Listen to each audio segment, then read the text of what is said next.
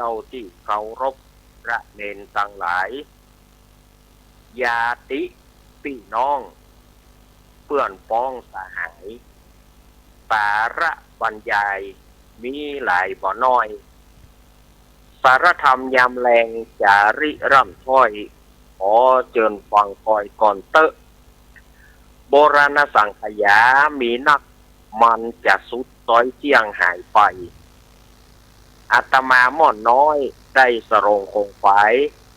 สาระบรรยายเจิญฟังกันเตอะเจ้าเจิญฟังกันเตอะเจ้าขอกราบนอบน้อมอย่างคุณพระธิทาไรรัตนะผ่านเพวพระเกี่ยวเจ้าต่างๆประการหมายมีพระพุทธพระธรรมพระสงฆ์อันเป็นสารณะที่เปิ่งของหมู่เฮาต่างหลายขอกราบไหว้สาบุญญาปารมีธรรมท่านอาจารย์ท่านพระครูอภิวัฒนวิกรมรองเจ้าคณะอำเภอดอยหล่อผู้อำนวยการสถานีวิทยุมวลชนคลื่นสีขาวเพื่อชาวประชาเจ้าอาวาสวัดปากตางเจริญผู้ดำเนินรายการเสียงธรรมแสงอรุณและรายการอู้จาภาษาธรรมพร้อมไปด้วยท่านครูบาอาจารย์พระมหาเถระพระเถรานุเถระพระสังฆพระสงฆ์องค์เจ้าขอกราบไหว้สาบุญญาปารมีธรรมพระเดชพระคุณหลวงพ่อสุนทรธรรมานุโยคที่ปรึกษาเจ้าคณะอำเภอดอยหล่อเจ้าอาวาสวัดพระธาตุคงขาวขอกราบไหว้สาบุญญาปารมีธรรมพระเดชพระคุณหลวงพ่อสาธุกิจจานันท์เจ้าคณะอำเภอดอยหล่อเจ้าอาวาสวัดพระธาตุเจ้าดอยน้อยและพระสงฆ์องค์เนนทุกรูปทุกองค์ด้วยความเคารพอย่างสูงสุดยิ่งครับผมสวัสดีเจเจแล้วก็พ่อน้อยหนุ่มผาจ้อคนรูปหล่อเทรนเนอร์ผมขอกราบไหว้สาครูบาลักษ์เหมือนกันนะครับผมสวัสดีเด้อผมขอกราบไหว้สาตุลุงนวลโครูปหล่อวัดสันเมียงอำเภอเวียงหนองดองเหมือนกันนะครับผมเน้อครับตุลุงสบายดีวะครับบัดเดียวนะครับสบายดีโอ้ตุลุงนวลนี่ส่งน้ำขี้โมงครับกำเดียวก่อนเลี้ยวนี่ก่อนดูครับเจริญปอดคณะสัทธาญาติโยมศรัทธาสาธุชนคนดีเฮาทุกท่านวันนี้รายการสารธรรมยามบ่ายยามแรงช่วงธรรมะเพื่อชุมชนทางสถานีวิทยุมวลชนคลื่นสีขาวเพื่อชาวประชาปิกมาปะกับคณะสัทธาญาติโยมเหมือนเช่นเคยเป็นประจำกู้วันอังคารตั้งแต่เวลาบ่าย3 โมงถึง5 โมงแรงโดยมีเก้ากับผมอาตมาภาพสามเณรรักปัญโยนานวัดสันเมืองตำบลหนองล่องอำเภอเวียงหนองล่องจังหวัดละปูนเป็นผู้ดำเนินรายการในวันนี้ทางสถานีวิทยุคลื่นพระพุทธศาสนาการศึกษาและวัฒนธรรม 104.50 วัดไผ่หินตำบลสุเทพอำเภอเมืองจังหวัดเชียงใหม่โดยเมตตาธรรมของท่านอาจารย์ท่านพระครูสมุวิสุวัฒน์วรจิตโจสถานีวิทยุวัดพระบาทอุดมน้ำบ่อสาวาคลื่น FM 100.25 เมกะเฮิรตซ์อำเภอฝางจังหวัดเชียงใหม่โดยเมตตาธรรมของพระเดชพระคุณหลวงพ่อสุจิตตานุรักษ์ด็อกเตอร์ ท่านอาจารย์จำเริญโชติธรรมโมสถานีวิทยุห้วยตองซักเรดิโอตั้ง98.75 เมกะเฮิรตซ์วัดห้วยตองซักตำบลขวงเปาอำเภอจอมตองจังหวัดเชียงใหม่โดยเมตตาธรรมของหลวงพ่อวาปีวรมานิตกับท่านอาจารย์ชวริตชัยวังโสสถานีวิทยุมนเสียงธรรม106.25 เมกะเฮิรตซ์วัดบุพารามตำบลจ้างเครื่องอำเภอแม่แจ่มจังหวัดเชียงใหม่โดยเมตตาธรรมของพระเดชพระคุณหลวงพ่อมงคลวิสิทธิ์เจ้าคณะ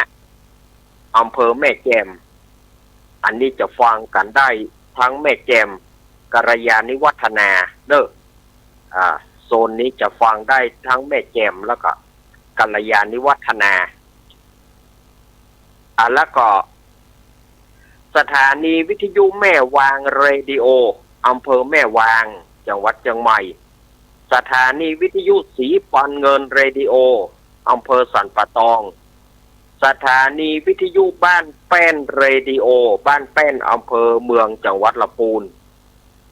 สถานีวิทยุวิทยาลัยสงฆ์นครลำปาง106.50 วัดปุญญาวาสวิหารโดยพ่อครูดร.จิรศักดิ์ปันลำสถานีวิทยุลำปางสตาร์101.25 เมกะเฮิรตซ์ของคุณโยมดรุณี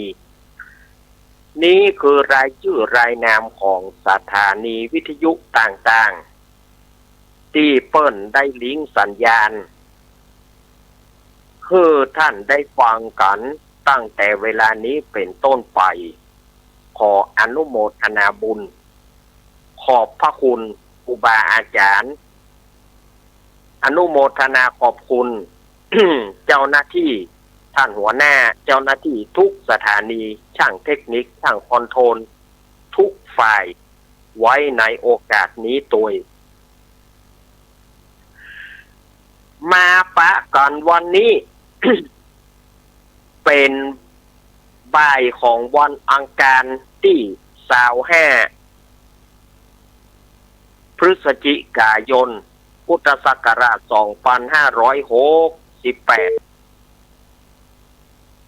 วันนี้เหลือเวลาแถม5 วันก็จะหมดแล้วนะเดือนพฤศจิกานี่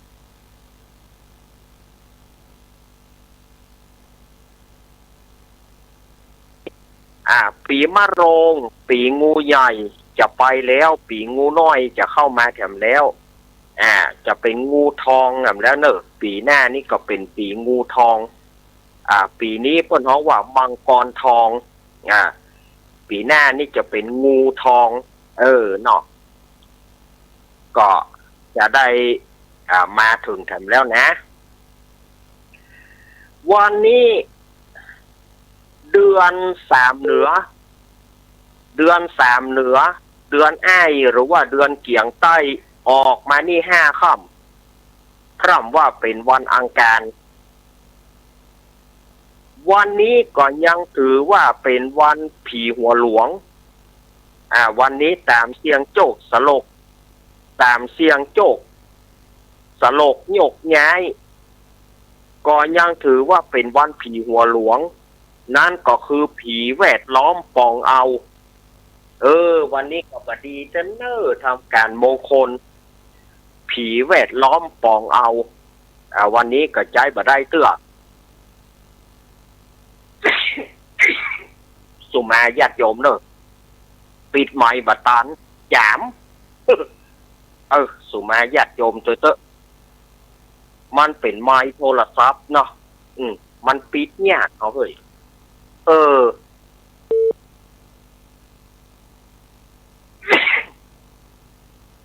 อันเขาเผาขี้โคกันนอกคุณขนาดเขาปิดประตูแล้วนะญาติโยมปิดตึงประตูหน้าต่างควนมันยังเข้าอยู่ ขนาดเขาปิดประตูปิดตึงหน้าต่างหมดละอองควรมันยังเข้าอยู่ทำเพื่อจาม เนาะสุมาญาติโยมเนอะขอถามหน่อยครับ ปอเปิดแอร์ครับมันก็เข้ากับครับปอเปิดแอร์เปิดหรอครับมันหนาว มันหนาวอ่าอ่าสถาญาติโยมวันใจยะเลิกจะเป็นวันพุกก็เนอ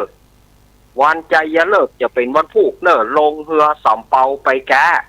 วันพุกเหมาะเนอวันพุกเป็นใจยะเลิกนะยามดียามอุทังราชา9 โมงถึง 11 โมงเกิงและจากนั้นยามชัยลาภสกังหรือว่ายามชัยลาบ่ายโมงเกิงถึง5 โมงเกิงอันนี้เป็นยามชัยลาภสกังเนอวันพุกนี้นะวันพุกนี้วันพุธวันนี้เอาเคล็ดลับวันนี้ถ้าไปจะออกบ้านออกจองไปไหนวันนี้กินข้าวแค่3 กำแล้วออกไปวันพุธกินน้ำ3 กืนออกไป อันนี้เอาเป็นวันเนาะวันพุธนี้6 ค่ำนะวันนี้5 ค่ำวันนี้ก็จะได้นำเอาพระสัทธรรมเทศนามหาจาตุเวสสันดรชาดกกันที่12คือการสักขติหรือว่าสักกษัตริย์มาเทศมาเล่าให้ศรัทธาญาติโยมทั้งหลายได้ฟังกันผูกที่12อังคารหน้านี่ก็เป็นผูกสุดท้ายตายสุดเด้อผูกที่สุดท้ายตายสุดวันอังคารหน้าเนาะก็ขอบอกเอิ้นเจิญจวนคณะศรัทธาญาติโยมบ้านใกล้เฮือนเคียงหัวระเบียงติดต่อกันที่หูจักอาตมาก็ดีที่เคยฟังประจำก็ดีเนาะก็วัดอาตมาจะมีงานฉลองเสนาสนะมีงานปล่อยหลวงเด้อศรัทธาญาติโยม5 6 7 ธันวาคม5 6 7 ธันวาเด้อก็คือวันศุกร์ในวันศุกร์ในเนาะวันศุกร์ในพุ่น5 6 7 ธันวาก็เชิญชวนคณะศรัทธาญาติโยมมาเหี่ยวมาแหวงมาร่วมกินร่วมทานด้วยกันเด้อศรัทธาญาติโยมบ้านไกลเฮือนเคียงหัวระเบียงติดต่อใกล้ไกลอยากจะมาร่วมกินร่วมทานก็น้อมเชิญเจริญพรได้เด้อที่วัดของอาตมาเนาะวันที่5เป็นวันวันเกียมเป็นวันลองไฟวันที่5ก็เป็นวันลองไฟวันที่6ก็เป็นวันห้างหลวงวันขวดตาลเข้าเปิ้นจะแห่ขวดตาลกันไปเต้นไปสายแล้วเปิ้นจะมีการแห่เต้นธรรมะจากวัดพระธาตุสลีจอมตองมาที่ร้านเบสเกษตรเซ็นเตอร์ร้านป้อแดงแม่นอจอมมูลแล้วก็จะแห่เข้าวัดมานะก็จะมีขบวนจากวัดพระธาตุสลีจอมตองขบวนจากต่งหัวจ้างขบวนของก้นยาวจากพี่น้องไตตังหนองสลิงโรงงานเฟอร์นิเจอร์หนองสลิงเปิ่นมีกองก้นยาวเปิ่นเอากองก้นยาวมาแห่ศรัทธาญาติโยมก็มาร่วมกินร่วมทานกันเด้อมีซอให้ฟังเด้อมีซอให้ฟังตลอดวันศรัทธาญาติโยมศรัทธาญาติโยมที่อยากจะมาร่วมกินร่วมทานก็เชิญเด้อแล้วก็จากนั้น4 วันวันที่11ก็จะเป็นงานประเพณีของวัดป่าตังเจริญวัดของท่านบิ๊กบอสเฮาวัดของท่านอาจารย์ท่านพระครูอภิวัฒนวิกรมเฮาเพิ่นก็จะมีประเพณีและสวดอิติปิโส108 จบวันที่11นะและไฮไลท์ก็มีการแข่งกองโดยพิเศษสุดมีการแข่งกองหลวงไผมีกองหลวงจะเอามาแข่งกันเพื่อประลองเสียงกันของไผเสียงม่วนของไผชนะ ก็ ติดต่อกับลูกพี่ต้อมเนอะหรือว่าพ่อหลวงดาก็ได้เนอะพ่อหลวงบ้านปากกลางเจริญติดต่อลูกพี่ต้อมก็ได้ติดต่อพ่อหลวงดาก็ได้ถามกติกาเปิ้นว่ามีอย่างไรเนอะการแห่การเห็นการแข่งกองเนาะก็มานำเอากองของท่านมาแข่งได้ที่วัดปากกลางเจริญเนอะวันที่11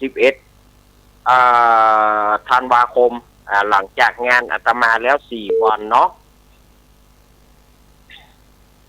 เอาละ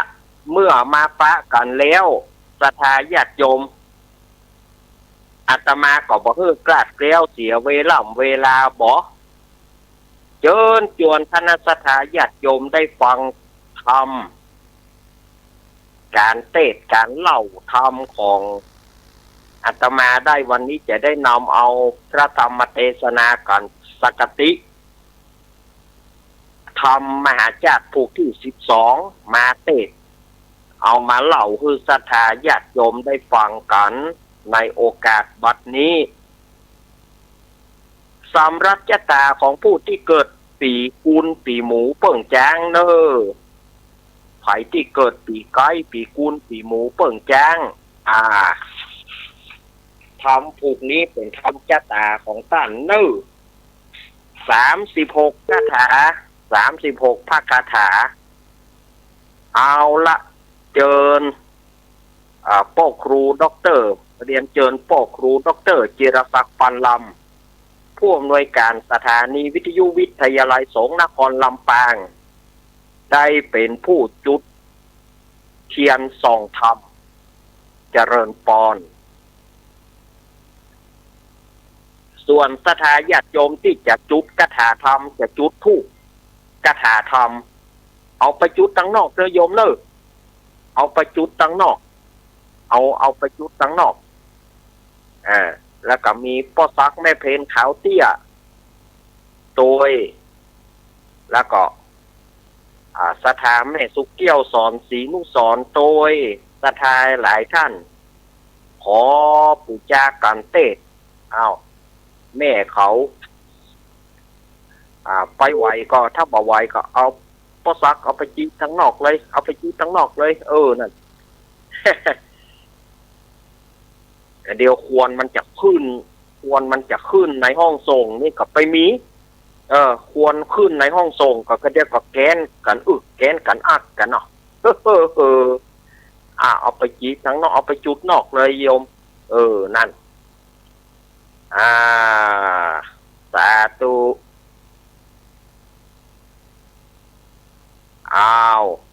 เมื่อท่านได้จุดคาถาธรรมเป็นที่เรียบร้อยเอาเข้ามาได้จอมเก้าอี้ตัวเก่าเนอะ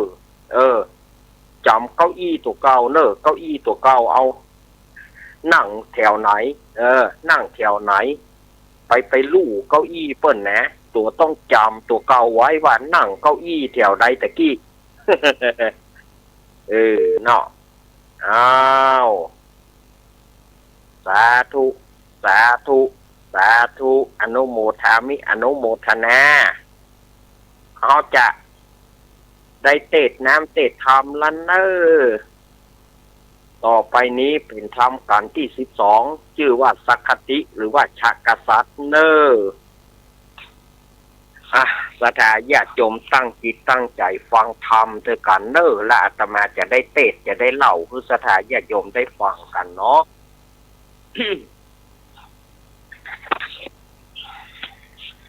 นะโมตัสสะภะคะวะโตอะระหะโต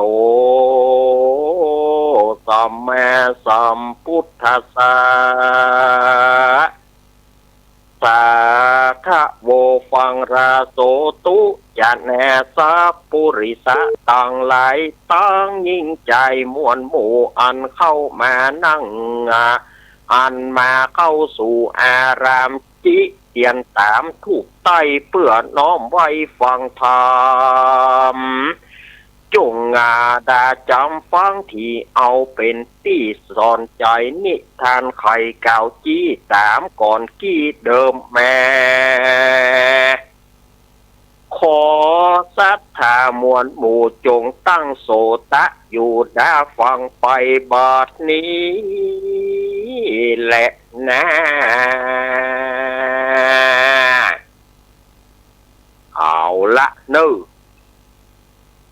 ต่อไปนี้ก็จะเป็นการเล่าธรรมล้วนๆละสถาญาติโยม มาแล้วก็ให้มันใจรายการใจเวลาให้มันคุ้มค่าเนาะ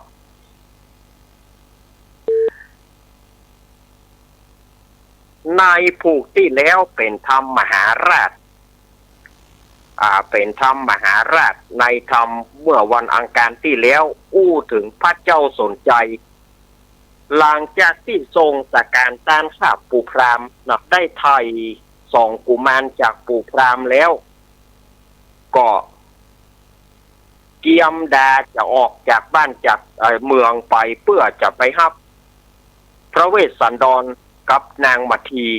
เสด็จนิวัตสู่พระนครยามนั้นเจ้าเมืองกะลิงกะลาดก็ได้นำเอาจ้างปัจจัยนาเคนปิกมาเวรคืนให้แก่พระเจ้าสนใจแล้วหมู่บรรดาสาวใจทั้งหลายที่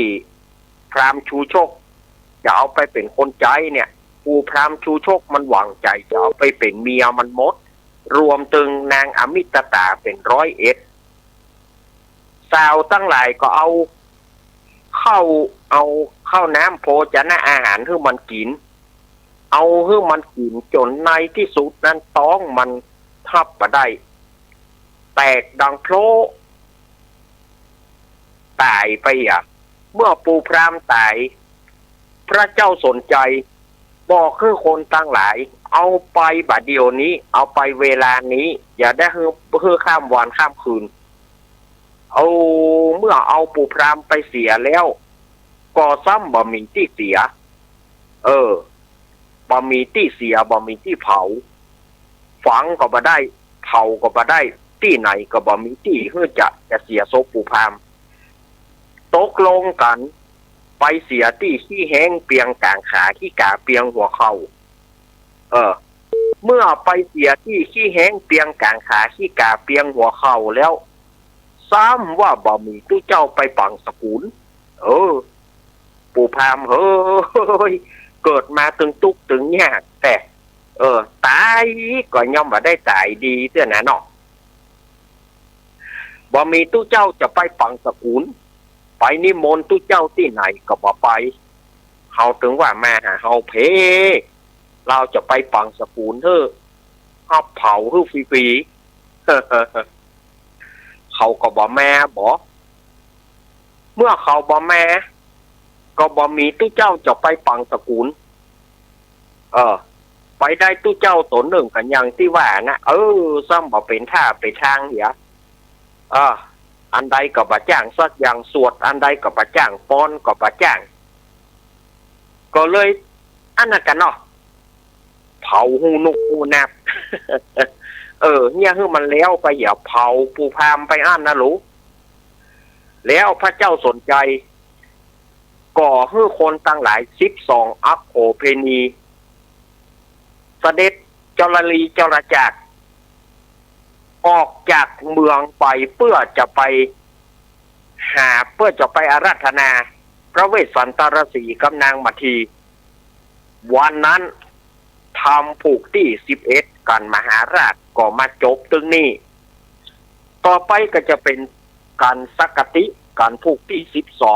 12อาตมาก็จะมาเล่าให้ฟังนะ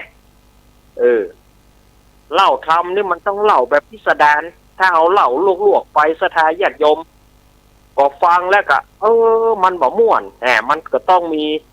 ใส่ไข่ใส่นมกับไปพ่อง ใส่ไข่ใส่นมกับไปพ่องมันบ่ใส่ไข่ใส่นมมันก็บ่ม่วนมันก็ต้องใส่ไข่ใส่นมกับไปพ่องเอาเฮ้มันม่วนอกม่วนใจบ่ได้ฟังแล้วก็บ่เครียดบ่มาถึงการสักกติเจ้าจารีนำเอาคนตั้งหลาย 12อโคเพนีอย่างที่อาตมาว่านะเสนาจ้าง7 ปอนด์เสนาม้า7 ปอนด์เสนารถ7 ปอนด์ดอกรถกันใดใหม่ๆป้ายแดงสิงกันนั้นได้ไปคนใดรถเก่าบ่ต้องเอาไปเรื่องน้ำมันบ้านหรอพระเจ้าสนใจว่าน้ำมันบ้านเบิกได้ทุกเวลาเติมจนเต็มถังไปแล้วเสนาตโยแถม7 ปอนด์และคนตั้งหลายเสียงหมู่เสนาหมู่ที่ขับล้อขับเกวียนแถมหมู่ที่เอาล้องัวเอาล้อควายไปแถมจำนวนนักทีเดียวที่ตากันหมู่ที่จงฮักภักดีพระเวสสันดรจะไปอาราธนาพระเวสสันดรปิกคืนบ้านคืนเมืองเสียงกองแน่เสียงกองนันทเพรีเสียงกองดังไปทั่วละงมไปทั่วตั้งแต่ในเมืองเจตุดรไปจะปุณณะสถาญาติโยมถึงป่าหิมพานต์โอ้มีถึงของชุดนะของฝรั่งของชุดนั่นนะตุมโมแห่ของมองเซิงอย่างตะมงตุงอุยอันหมู่ของซิงมองกับไปตั้งแน่เนาะกองซิงมองกับไปตั้งหน้ามองซิงมองเอากองซิงมองนี่มันเอามาปล่อยหลวงมาได้นะไม่คิดติมองแปะตึงมวนมาไก่หน้าบ้านเขาดุมใครเอาได้กองนั้นกองซิงมองนี่นะก็กองซิงมองกองมองเซิงกองก้นยาวกองสะบัดใจต่างๆก็แห่กันเรียกว่าแห่แหนแสนแต้กันแบบโอ้โหอุ่นหนาฝาข้างอันกองแตกที่เขาเอามาที่ม้าเต้นขยอกก็ไปหรอกแค่ตุ่มนั่นแหละกองพาเหรดของนักเรียนของวงดุริยางค์ของนักเรียนต่างๆพระเจ้าสนใจเมาหมดเพื่อเอาไปแห่ต้อนรับพญาเวสสันตระเข้าเมืองหมู่กำจ่อก็กำหมู่กำตุงก็กำชายโยโห่ฮ้องกันโดยมีเจ้าจารีน้องกันหาเป็นหัวนำเมื่อมาถึงนองสละโบกคารณีอันงามเป็นสี่แจ้งจตุรัสเป็นดังคนแต่งแปลงเอาเจ้าคิงเราจารีก็คือคนต่างหลายพักอยู่ที่หั่นแล้วก็บอกว่าจะไปยิงบรรดาสัตว์ทั้งหลายเนอะจะไปยิงเนอะอาหารการกินเอามาหมดแล้วจะไปยิงสัตว์ยิงสิ่งมูสัตว์ตั้งหลายก็กลัวแหละกลัวขบวนเพราะว่าขบวนที่จะไปรับพระเวสสันตรสีมันนักลำไปขบวนต่างๆกันหนีมูสัตว์ตั้งหลายก็ป้ากันหนีพักแฮมคืนที่หั่นแปลงตูบแปลงปางกันพักกลางคืนบางพ่องก็ชัยโยโห่ฮ้องกันแน่บางพ่องก็ยังว่านั้นเล่าเข้าปากชัยโยโห่ฮ้องกันบางพ่องก็หิว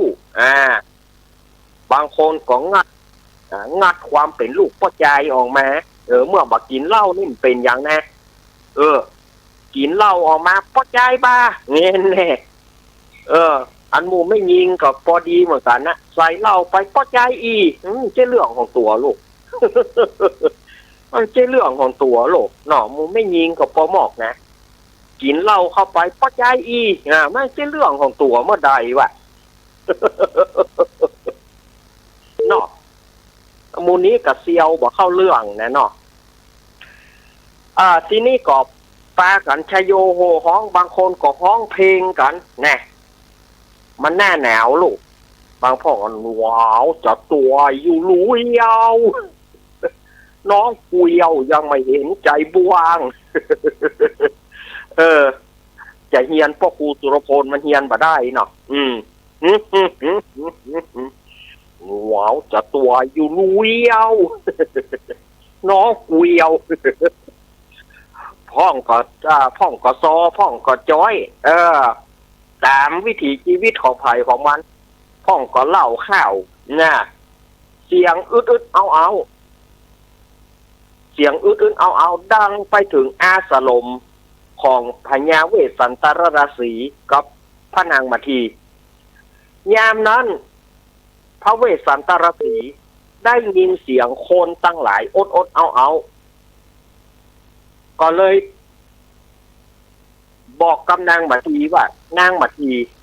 เสียงอันอย่างอดเอานี่เสียงอันอย่างยังเปิ้นจะยกทัพจับศึกเสียงยังเปิ้นจะมาคบเอาบ้านเอาเมืองเกิดอันอย่างขึ้นในป่าหิมพานต์ในป่าที่เราอยู่นี้ยังมีคนจะมาคุยอยู่กะไปนางมาทีเขาขึ้นไปบนดอยไปเขาขึ้นไปพอเขาพระเวสสันตรสีจวนนางมาทีขึ้นไปบนดอยก็ได้หันจ่อน้อยตุงใจโปกสวายบางพ่องก็ชัยโยบางพ่องก็โฮบางพ่องก็ร้องเพลงพ่องก็ซอพ่องก็ซอร้อนเจ้าเฮยพ่องก็ซอพ่องก็ซอพ่องก็จ้อยต่างๆนานายามนั้นพระเวสสันตรสีก็มากึดละซ้ำละไตเอาบาเดี๋ยวนี้เปิ้นคงปฏิวัติรัฐประหารเสด็จพ่อเสด็จแม่เขาเรียบร้อยละเสด็จพ่อเสด็จแม่เขาถ้าจะบ่มีละเขาถ้าจะเกิดปฏิวัติรัฐประหารถ้าจะฆ่าพ่อฆ่าแม่เขาละประเดี๋ยวนี้ก็เหลือก็เขากำนังมาทีเขาบาล่างมาฆ่าเขากะพระเวสสันตรสีก็สติแตกไปครั้งหนึ่งก็ให้ขึ้นมาว่ามาทีเฮ้ยประเดี๋ยวนี้บ้านเมืองเฮาเมืองเจตุดรเฮาบ่เหลือแล้วเปิ้นฆ่าเสด็จพ่อสนใจเสด็จแม่พุษดีแล้วประเดี๋ยวนี้ก็เหลือแค่เฮาสองพี่น้องประเดี๋ยวนี้เขาจะตุยมาฆ่าเฮามาทีเฮ้ยเจ้าเมือง4 ปี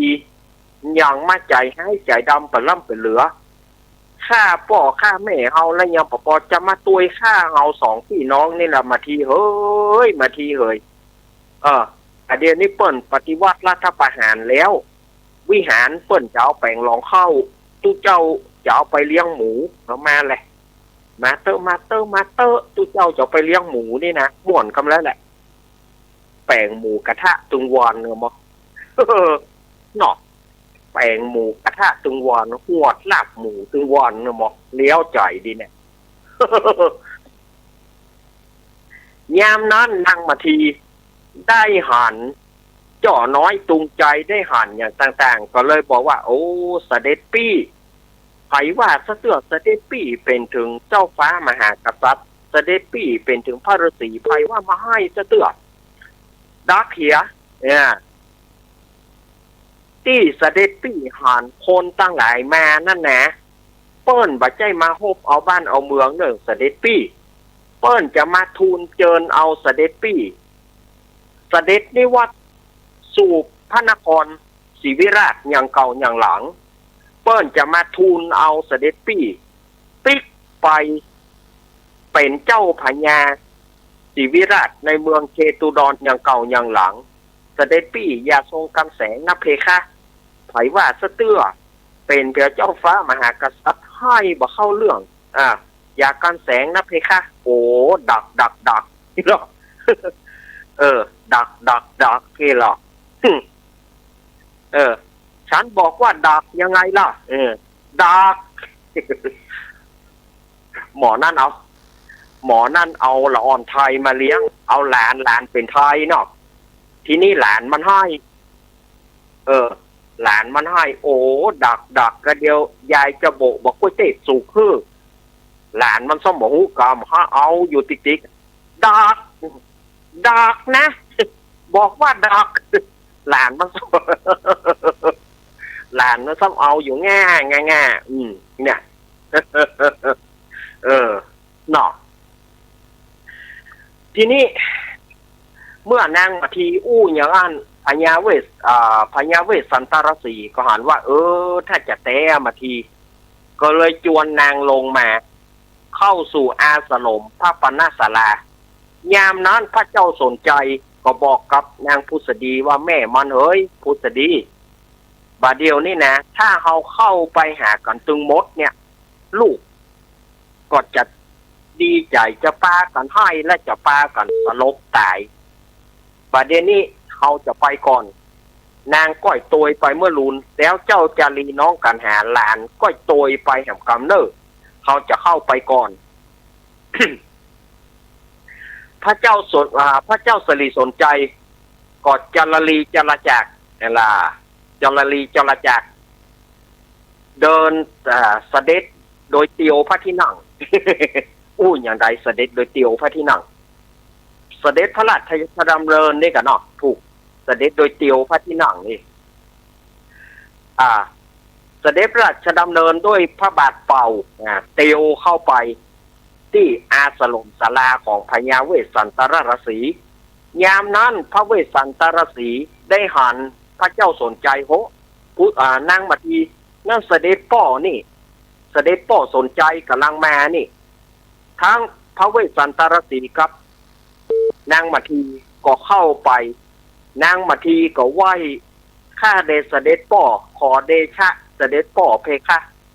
ข้าหม้อน้อยชื่อมาทีขอไหว้พระบาทของเสด็จป่อเพคะพระเจ้าสนใจน้ำตาไหลปากก็ปากบอกลูกเขานางมาทีก็ผอมไปแต่ลูกเวสสันดรก็ผอมไปแต่ลูกก็เลยปากันเข้าอาสลมศาลาพระเจ้าสนใจก็ถามสารทุกข์สุขดิบว่าลูกเขยเจ้าอยู่ในป่านี้เป็นจะได้พ่องนั่งภาวนายุงเรือปริ้นไรยุงอย่างบ่มาตอมเจ้ากางูกาอย่างกาบ่มากวนกาจะเก็บแมงป่องสัตว์หายบ่มากวนเจ้าเขากาขอเดชะเสด็จป่ออันว่าสัตว์ทั้งหลายมันก็มีมาพ่องแต่เฮาแผ่เมตตาเฮ้อแล้วก็เขาก็ไปมันข้าเขาก็มีชีวิตดำรงอยู่ด้วยหาลูกไม้หัวมันหาผลไม้รากไม้หัวมันนางมาทีก็ไปหาน้ำฉันน้ำใจแล้วก็ลูกไม้หัวมันมาเลี้ยงกันตามภาษาคนยากคนตุกและเสด็จป่อเฮ้ยโอ้โหลูกฮักของป่อเฮ้ย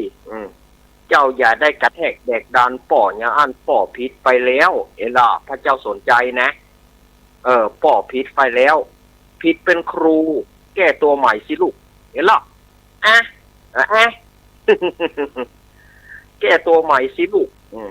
ตอนนี้เองยังเหลืออะไรลูกช้างเหลือขวานอยู่เล่มเดียวจะทำฝ่ายเสด็จพ่อเดี๋ยวนี้แหละเฮ้ยเล่นมุยทีเดียวเหรอข้าพระเจ้าสนใจนะเนี่ยเหาะข้าก็เหาะได้หายตัวก็ดำได้ดำดินก็ดำได้เสด็จพ่อล่นหนียังเหาะก็เหาะได้หายตัวก็หายได้ดำดินก็ดำได้ทำไมอีกแค่โล่นแค่นี้ข้าจะวิ่งไม่ได้ไปก่อนนายหนูง่วนหน้า07นะจะตายก็มุยมา07อยู่ แต่เรื่องมาเป็นเรื่องจักใบเหือเสียเนาะก็ถามสารทุกข์สุขดิบพระเวสสันตรสีก็ถามเสด็จพ่อเฮ้ยเสด็จพ่อยังสบายดีก่อเสด็จแม่พุทธดียังสบายดีก่อแม่เจ้าก็ยังหูตาดีแจ่มแจ้งแล้วก็มาตัวกันเนี่ยลูกเฮ้ยเสด็จพ่อยังหูข่าวว่าเจ้าจารีน้องกันหาข้าฮือตานแก่พรามผู้โชคไปเสด็จพ่อพอจะหูข่าวก่อป่อถ่ายเอาเรียบร้อยแล้วโดยเข้าของตามดังเจ้าว่านั่นแหละลูกเขยเหรอพระเจ้าค่ะนี่ก็ได้อู้ได้จ่าก่อนเจ้ากะลิงกะลาดเอาจ้างปัดจ่ายนาเคนมาคืนเฮือละเนอลูกเนอพระเจ้าค่ะนี่เนาะ อู้กันบัดนั้นแล้วส่วนว่าพระนางพุษดีหานว่าเสด็จปู่สนใจไปเมินนักแกละยืนก็ปวดแข้งปวดขาพระนางพุษดีก็เลยเสด็จเข้าไปในอาสลมศาลานางมาทีได้หันกับฟ้าเข้าไปไหว้น้อมไหว้ เสด็จแม่ผัวเสด็จแม่เพคะเนี่ยลูกอยู่นี่กุ๊กกี้ไม่ใช่กันเนาะ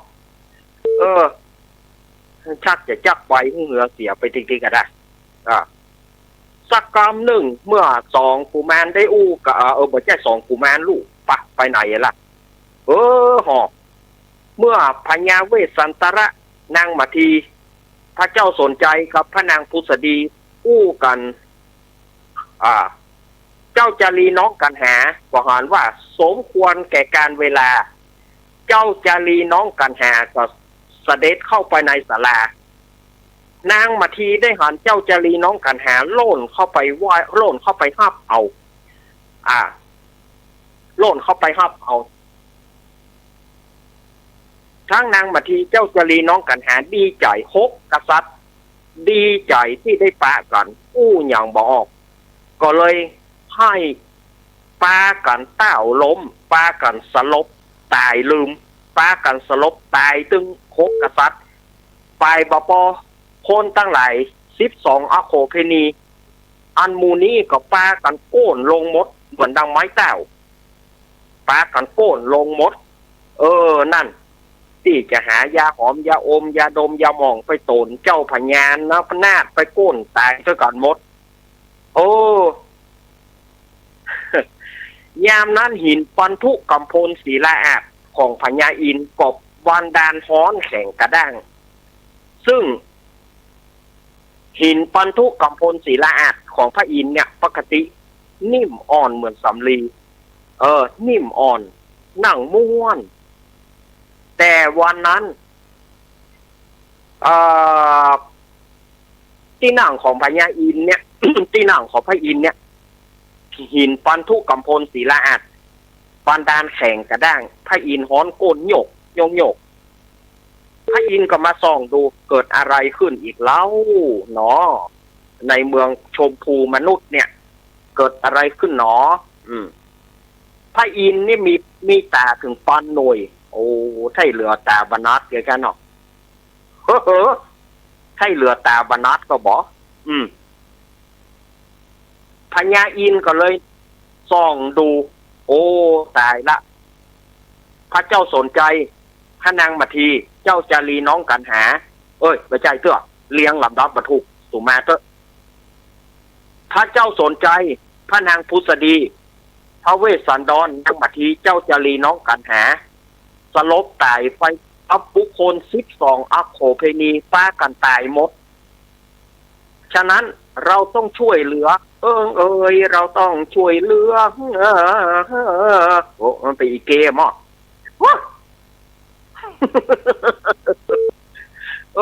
เนาะมาเป็นอีเกมอ่ะยามนั้นพญาอินก็เลยเนรมิตหาฝนโบกคารพัดเนรมิตหาฝนโบกคารพัดตกลงมาใส่จุ่มนุ่ม6 เต้าและบุคคล12อโคเพนีคนใดที่จงรักภักดีต่อพระเวสสันดรฝนตกเข้าใส่คืนมาคนใดที่จังพระเวสสันดรแล้วไปจะเปิ่นฝนบะตกเข้าใส่ตายลวดน่ะคนใดที่ชอบด่าชอบดอมตู้เจ้าตนนี้เตะบะม่วนฝนบะยอมตกเข้าใส่ตายลวด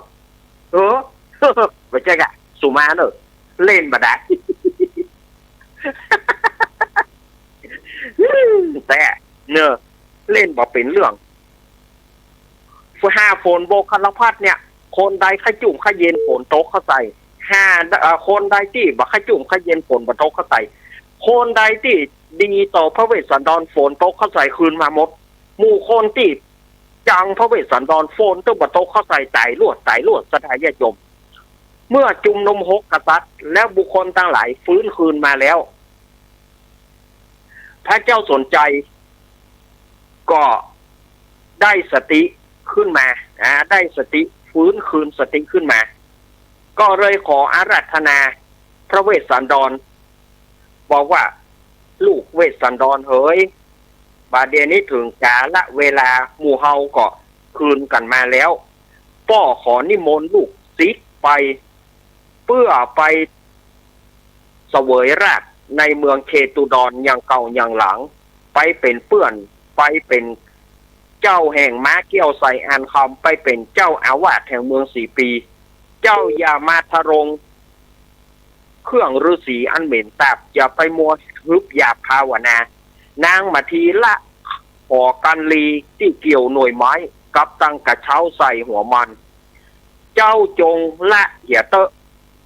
มาอยู่ไปปิกไปเสด็จสู่นิวัตสู่พระนครไปเป็นเจ้าพญาอย่างเก่าอย่างหลังเตอะมาถึงตัดนี่สถาญาติโยมทำกันสักกติจบไปแล้วทำกันสักกติจบลงเพียงแต่อีเนอะสถาญาติโยมเตื้อหน้าก็จะเป็นกันนกรเนอะวันอังคารหน้าจะเป็นกันนกรกันสุดท้ายอนุโมทนาสถาญาติโยมที่เป็นเจ้าภาพการเทศน์การธรรมในวันนี้ สุมาเตออาราธนาขออนุโมทนากับทุกท่านที่เป็นเจ้าภาพการเทศน์โดยเฉพาะผู้ที่เกิดปีกุลปีหมูเปิ่งจ้างขออนุโมทนาสาธุกันโดยการเนอร์ที่ได้เป็นเจ้าภาพการเทศน์ในวันนี้นะบุญใดกุศลใดท่านได้ทำแล้วก็ขอให้สมมโนในไฟอ้างจูเยี่ยงจูประการพ่อสมศักดิ์แม่สีเพนขาวเตี้ยบ้านตาจางตำบลหนองล่องอำเภอเวียงหนองล่องจังหวัดลำพูนแม่น้อมสุภาวงศ์แม่สุเกี้ยวสอนศรีนุสรศรีราพรศรีเตี้ยและกับทุกท่านที่เป็นเจ้าภาพนะก็ขออนุโมทนาบุญในวันนี้ตัวเนอร์วันนี้ทำมันแบบปอยาวเนาะทำมันแบบปอยาวเมื่อทำมันแบบปอยาวมันก็จบบุย ถ้าจะเอาแถมพูกหนึ่งก็ได้นะแต่ว่าเตื้อหน้าจะบ่มีทำเตะกันละ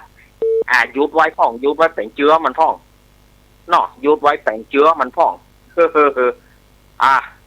ทำกันสักกติจบลงแล้วเนอะสันนาปาริโยสาเนก็มีโดยประการดังกล่าวมานี้แหละนะสังกัตติยะปะปังนิติตังขิยะสังวะนานาวิเศษจาห้องเหตุธรรมสักกติผูกที่12อันประดับประดากถา36ประกถาธรรมผูกนี่นะเป็นชะตาของผู้ที่เกิดปีหมูเพิ่งจ้างก็บังกรมสมเรศสาเดสาตุเอาละ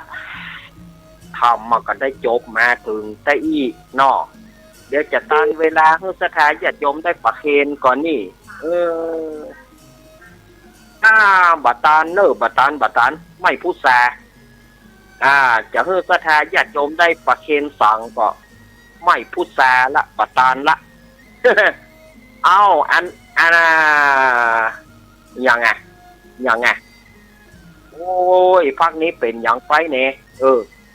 อาตมาจะอนุญาตให้สถาญาติโยมไปพักทำธุระส่วนตัวก่อนเนาะถามหน่อยอันอย่างตะเกียอย่างมันแปลอันอย่างน่ะมันได้ว่าอย่ากำกับมันแล้วใจแต่มันกึดอย่ามองจ้ะ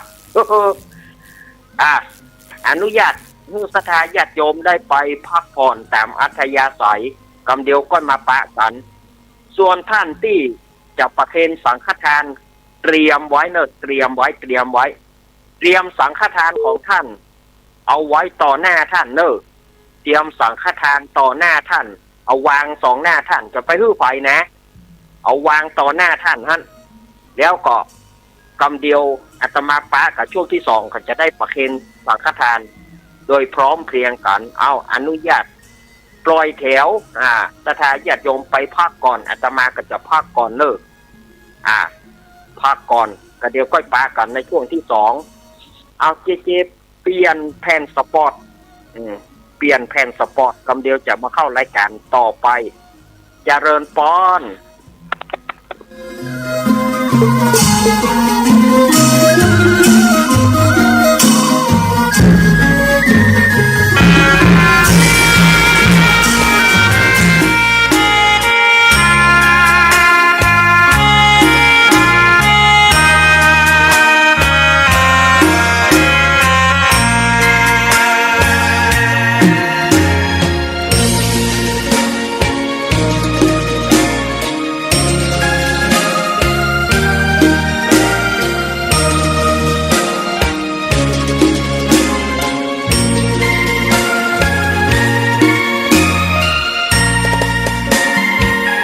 ดอกบัวดอกหนึ่งพึงใจไว้เพื่อบูชาแด่องค์พระศาสดาสัมมาสัมพุทธเจ้ามีความงามเงียบไม่เปรียบเทียบเขาเทียบเราไรมองไม่งามช่างเขาแต่เจ้าก็คือดอกบัวด้วยความสัตย์ซื่อยึดถือความดีเป็นหลักใครรักไม่รักก็ไม่จงปรักมองมัวเมื่อโผล่พ้นน้ำก็เห็นความงามในตัวไม่ยึดติดในตมชั่วขอเป็นดอกบัวดอกดีใครไม่มองว่าบัวงามเด่นแต่บัวก็เป็นดอกบัวทุกวันอย่างนี้ไม่อยากเด่นดังแต่มุ่งหวังในทางเด่นดีเกิดมาเพื่อสร้างบารมีถวายชีพนี้บูชาดอกบัวดอกน้อยเฝ้าคอยคนที่ใจบุญมาโอบเอื้อเกื้อกูลรู้ค่าของบุญเก็บบัวขึ้นมาเพื่อสร้างความดีและสร้างบารมีดังว่าใช้ดอกบัวนี้บูชาพระสัมมาสัมพุทธ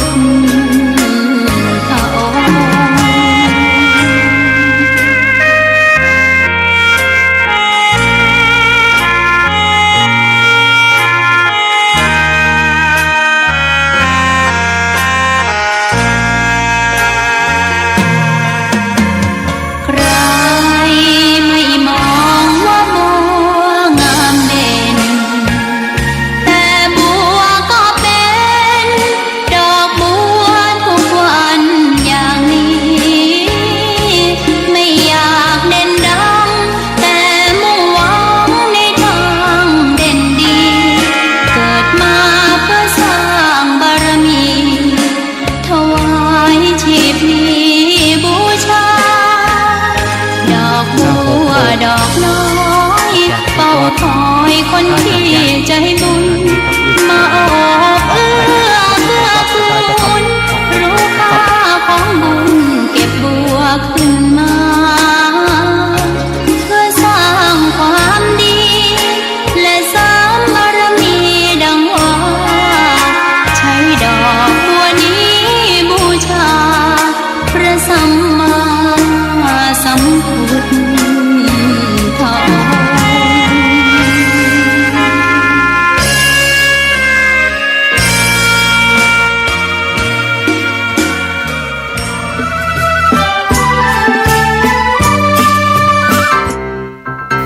น้องๆหน้าหนาวนี้ไปแอวเหนือเฮาพักที่นี่บ่รีสอร์ทนี้ดีขนาดมีเครื่องทำน้ำอุ่นระบบแก๊สเอาไว้ให้พร้อม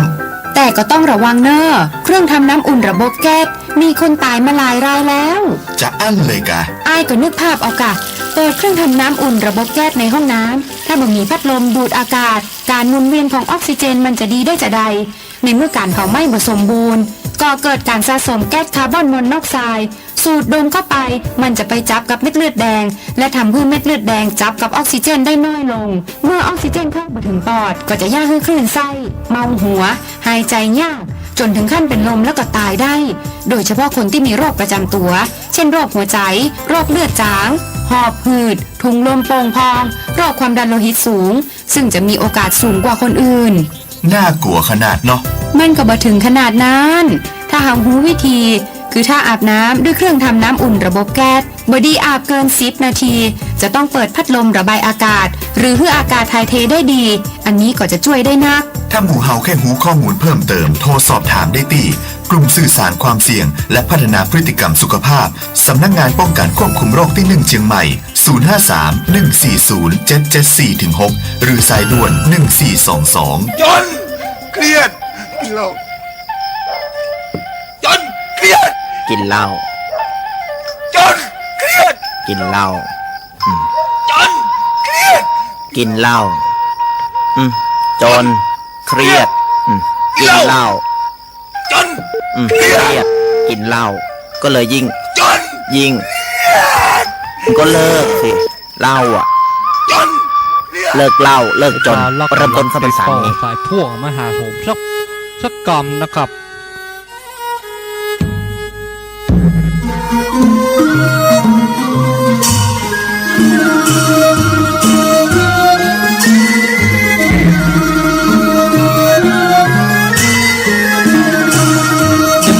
มาลักนั่นเลยครับผมแล้วศรัทธาญาติโยมสาธุชนคนดีเฮาทุกท่านก็มาแถมปะกันแถมเน้อศรัทธาญาติโยมเฮ้ยก็มาปะกันในช่วงที่2ของรายการสารธรรมยามบ่ายยามแรงช่วงธรรมะเพื่อชุมชนมาปิกมาปะกันโดยมีอาตมาภาพสามเณรรักก่อนโยนอนก็ปิกมาปะศรัทธาญาติโยมแถมรอบ1วันนี้จะปะกัน3ช่วงแรกนี้ปะกัน2ช่วงใหญ่ๆ3 โมงถึง5 โมงแรงเนาะแล้วก็ปะกันทำกรรมอาตมาพัก1 ชั่วโมงปะกันแถมกรรมก็6 โมงถึง2 ทุ่มวันนี้จะแทนท่านพระครูปรัตน์ณัฐพงษ์แถมแล้ววันนี้นะท่านพระครูปรัตน์ณัฐพงษ์ต้นก็ไม่ได้อยู่ก็จำเป็นนะอาตมาจะได้มานั่งจัดแถมอาตมาจะพัก5 โมงแล้วก็จะไปสวดมนต์อย่างแล้วก็ปิดมาส่งน้ำส่งท่าแล้วก็จะเข้าเกี่ยมรายการนำละธรรมะบันเทิงใจฟังสบายสไตล์ชิวๆเนาะก็เดี๋ยวก็มาปะกันแบบนะ วันนี้เรียกว่า2 ช่วงใหญ่ๆ3 โมงถึง5 โมงแล้วก็6 โมงถึง2 ทุ่มปะกันแถมเน้อปะกันแถมนะไปฟังไก่ฟังจังกันเตื้อนะนอกมันอย่าได้กับบดีเนี่ยที่อาตมาว่านะกล้วยก้อมแง่มก็แง่มก้อมกล้วยเปิ่นบ่ได้อยู่เฮาแตนเฮาบ่ได้อยู่เปิ่นแตนก้อมกันไปเพื่อมันได้แบบจะดอยจะได้เนาะก้อมกันไปก้อมกิ่งก้อมแง่มกันไปศรัทธาญาติโยมมาพร้อมหรือยังยกมือขึ้นพอใจว่าได้มาครับสุภาพสตรีมาแล้วค่ะเนาะนั่งให้เรียบร้อยนะนั่งเรียบร้อยนั่งก่อนก็ได้จะได้ประเคนเป็นยะเป็นอย่างเนาะจะได้ประเคนเป็นยะเป็นอย่างไป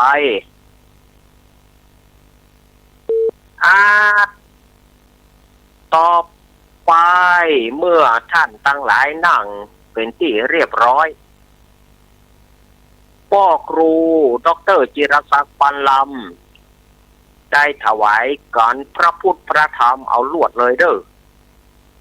ประเคนการพระพุทธพระธรรมเนอะพ่อครูด็อกเตอร์ประเคนการพระพุทธพระธรรมไปเลยก็เจ้าภาพต่างๆเนอะ104.50ตัวแทนของ104.50เมกะเฮิรตซ์รายการธรรมะคลายเครียดพี่พิสมัยสุริโยดรลุงหนุ่ยสว่างเมฆป้อนันเจ็ดสีทีวีเพื่อคุณแม่พรเอราวัณแม่พรป่าเศร้าแม่กรกมลแม่อารีต้นเปาพี่ซองสีอันนี้แม่สมศรีรุ่มวัดทีมงานธรรมะคลายเครียดแล้วก็104.50ทุกท่านเนอะผู้ที่เป็นตัวแทนของ104ทุกท่านประเคนเอาเดี๋ยวประเคนนั่นช่วยกันประเคนเนอะ1 2 3ปึ๊บประเคนต่อไป100.25เมกะเฮิรตซ์100.25นั่นนะ100.25หรือว่า100.25เมกะเฮิรตซ์อำเภอฝางแม่อายชัยประการมาฝางแม่อายชัยประการมาทุกท่านเอาเลยมาประเคนที่2ฝางแม่อายชัยประการมาโอ้ยมดนี่ก็มันลูกที่ไหนมานี่ก็อยู่ๆก็มาคกหัวไหล่เขาจี๊ดเนี่ยมดนี่ก็มันลูกที่ไหนมานี่เฮ้ยแต่เอาประเคนเรียบร้อยเนาะฝางไม่อายชัยประการญาติโยมสันทรายดอยสะเก็ดเลยเนาะสันทรายดอยสะเก็ดแม่ริมแม่แตงออกมาหมดเลยโซนที่ฮับฟังทางฝางได้นี่นะเจ๊กนกพิชัยนาเจ๊แม่บุญปานห้วยงูในแม่บุญปานอุบคำแม่บุญปานจอมแจ้งเอามาเลยเอาชื่อบุญปานแน่เนาะเพิ่นมาประเคนกันมาเลยเจ๊กนกพิเจ๊ระพีพันธ์แม่มาริวันที่เคาะงานมาฝางแม่อายชัยประการมาเลย1เอาตัวแทนของ100.25เมกะเฮิรตซ์ต่อไปห้วยตองสักเรดิโอจอมตองดอยรอป่าสร้างเวียงหนองล่องบ้านโฮงสันปะตองหางดงบางส่วนแม่มาเลยปอซักแม่เพนเกาะหลังปอซักฮั่นแม่เพนจับหลังปอซักฮั่นนะเอาปอซักประเคนแม่สุเกี้ยวสอนศรีนุสรมาแม่สุเกี้ยวแม่แม่สุเกี้ยวแม่นมัสการครับผมแฟนพันธุ์แท้ของประเคนคือคนครับมาแฟนพันธุ์แท้มาบัดเดียว เอามานมัสการครับประเคนเลยเด้อนมัสการครับหูละมาแต่เอามาแม่แจมตัวแทนของ106.25แม่แจมกัลยาณิวัฒนาฮอดดอยเตามาเลยที่บ้านไก่ๆมาฮอดดอยเตาอมก๋อยมาฮอดดอยเตาอมก๋อยมากัลยาณิวัฒนามาเลยพี่น้องปากกยอเฮาพี่น้องไทยก็ได้มาตานเลยมาทำมาประเคนกันผู้คนในขันเกี้ยวตัง3 ลูกก็ถ้าบ่ลูกเอาปลงพงไปกำเนิดปลงพงไปหับกำเนิดอ่านอกตอบไปแม่วางเรดิโอแม่วางเรดิโอโอ้โยมปี่บ้านใหม่สวรรค์เนอะก็เติงหาเสมอเนอะโยมปี่เนอะโยมปี่ที่อยู่บ้านใหม่สวรรค์เนาะแม่เจ๊พินแม่เจ๊หนองห้าน้ำบ่อหลวงก็เติงหาเสมอเนอะถึงแม่เดือนเพนเขาแม่จันแม่เดือนเพนแม่กันดาป้ออุดมมาเลยทีมงานของเครื่องสีขาวมาทุกท่านเลยปึ๊บป้อบุญตานมาไหวก็ป้อบุญตานมาป้อครูเชษฐาสองพี่น้องมาเลยป้อครูถ้าป้อครูก็80 ปลายนั่นนี่เนาะโอ้ถ้าบ่ไหวก็ปลงพงไปครับกำเราปลงพงปลงพงป่าสร้างปลงพงบ้านเต็มครับกำเราน่ะอ้าวนายแถมบ้านแป้นเรดิโอวิทยาลัยสงฆ์นครลำปางสตาร์เอามาตัวแทนของแต่ละสถานีมาเลยท่านที่จะมาประเคนเอา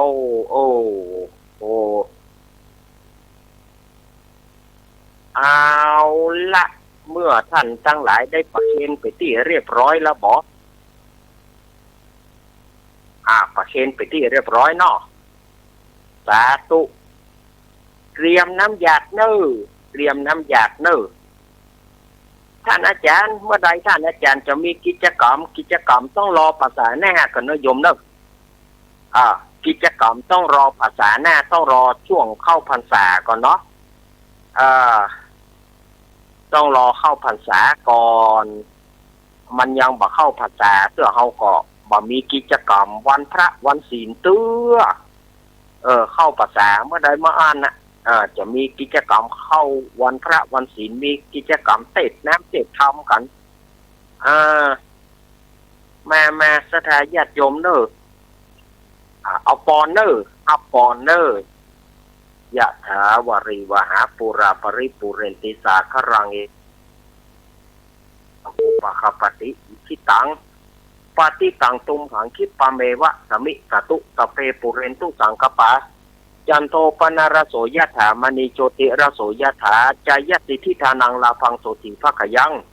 สุขังพลังเสริอายุจวันโนจโพคังวุติจยสิทธิพวันตุโวสปิติโยมิวัชันตุ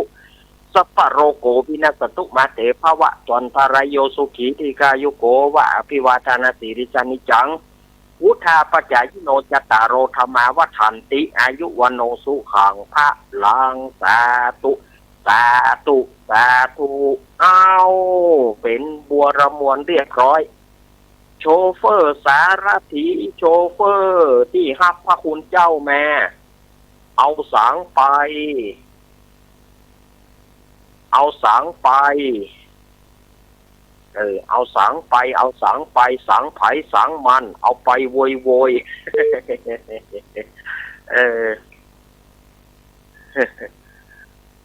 เอาสังไปฝากหยอดไว้กับฝากหยอดไว้กับตำนาก็ได้เด้อฝากหยอดกับตำนาก็ได้เด้อว่าเล่นจะได้โยไปโคตรนะมันถึงเล่นแบบแจ้งเล่นนะเนาะ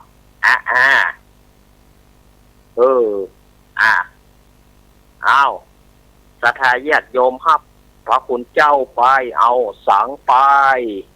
ยอดมันเอามาเพ่เดี๋ยวอาตมาจะเอาไปส่งคนเดียวซองมาอาตมาจะไปส่งคนเดียว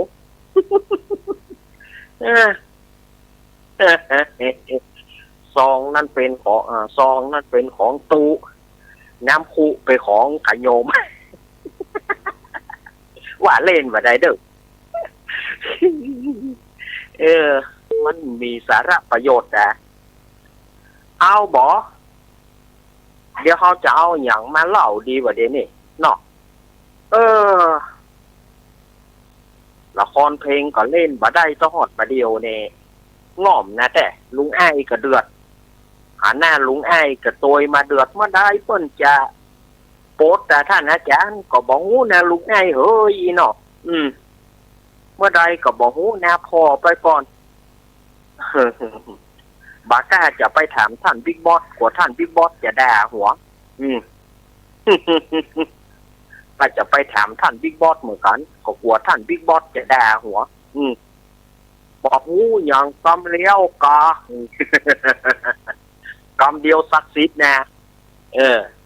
เพิ่นบอกว่าเฮงนะแต่ว่าพูดน้อยแต่ต่อยเอานี่อย่างว่านั่นเด้อมันตึงโต๊กโบ๊ะพอเด้อ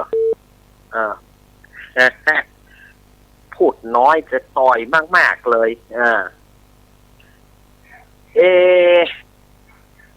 เอาเรื่องอย่างมาเล่าให้สถาญาติโยมได้ฟังบ่วันนี้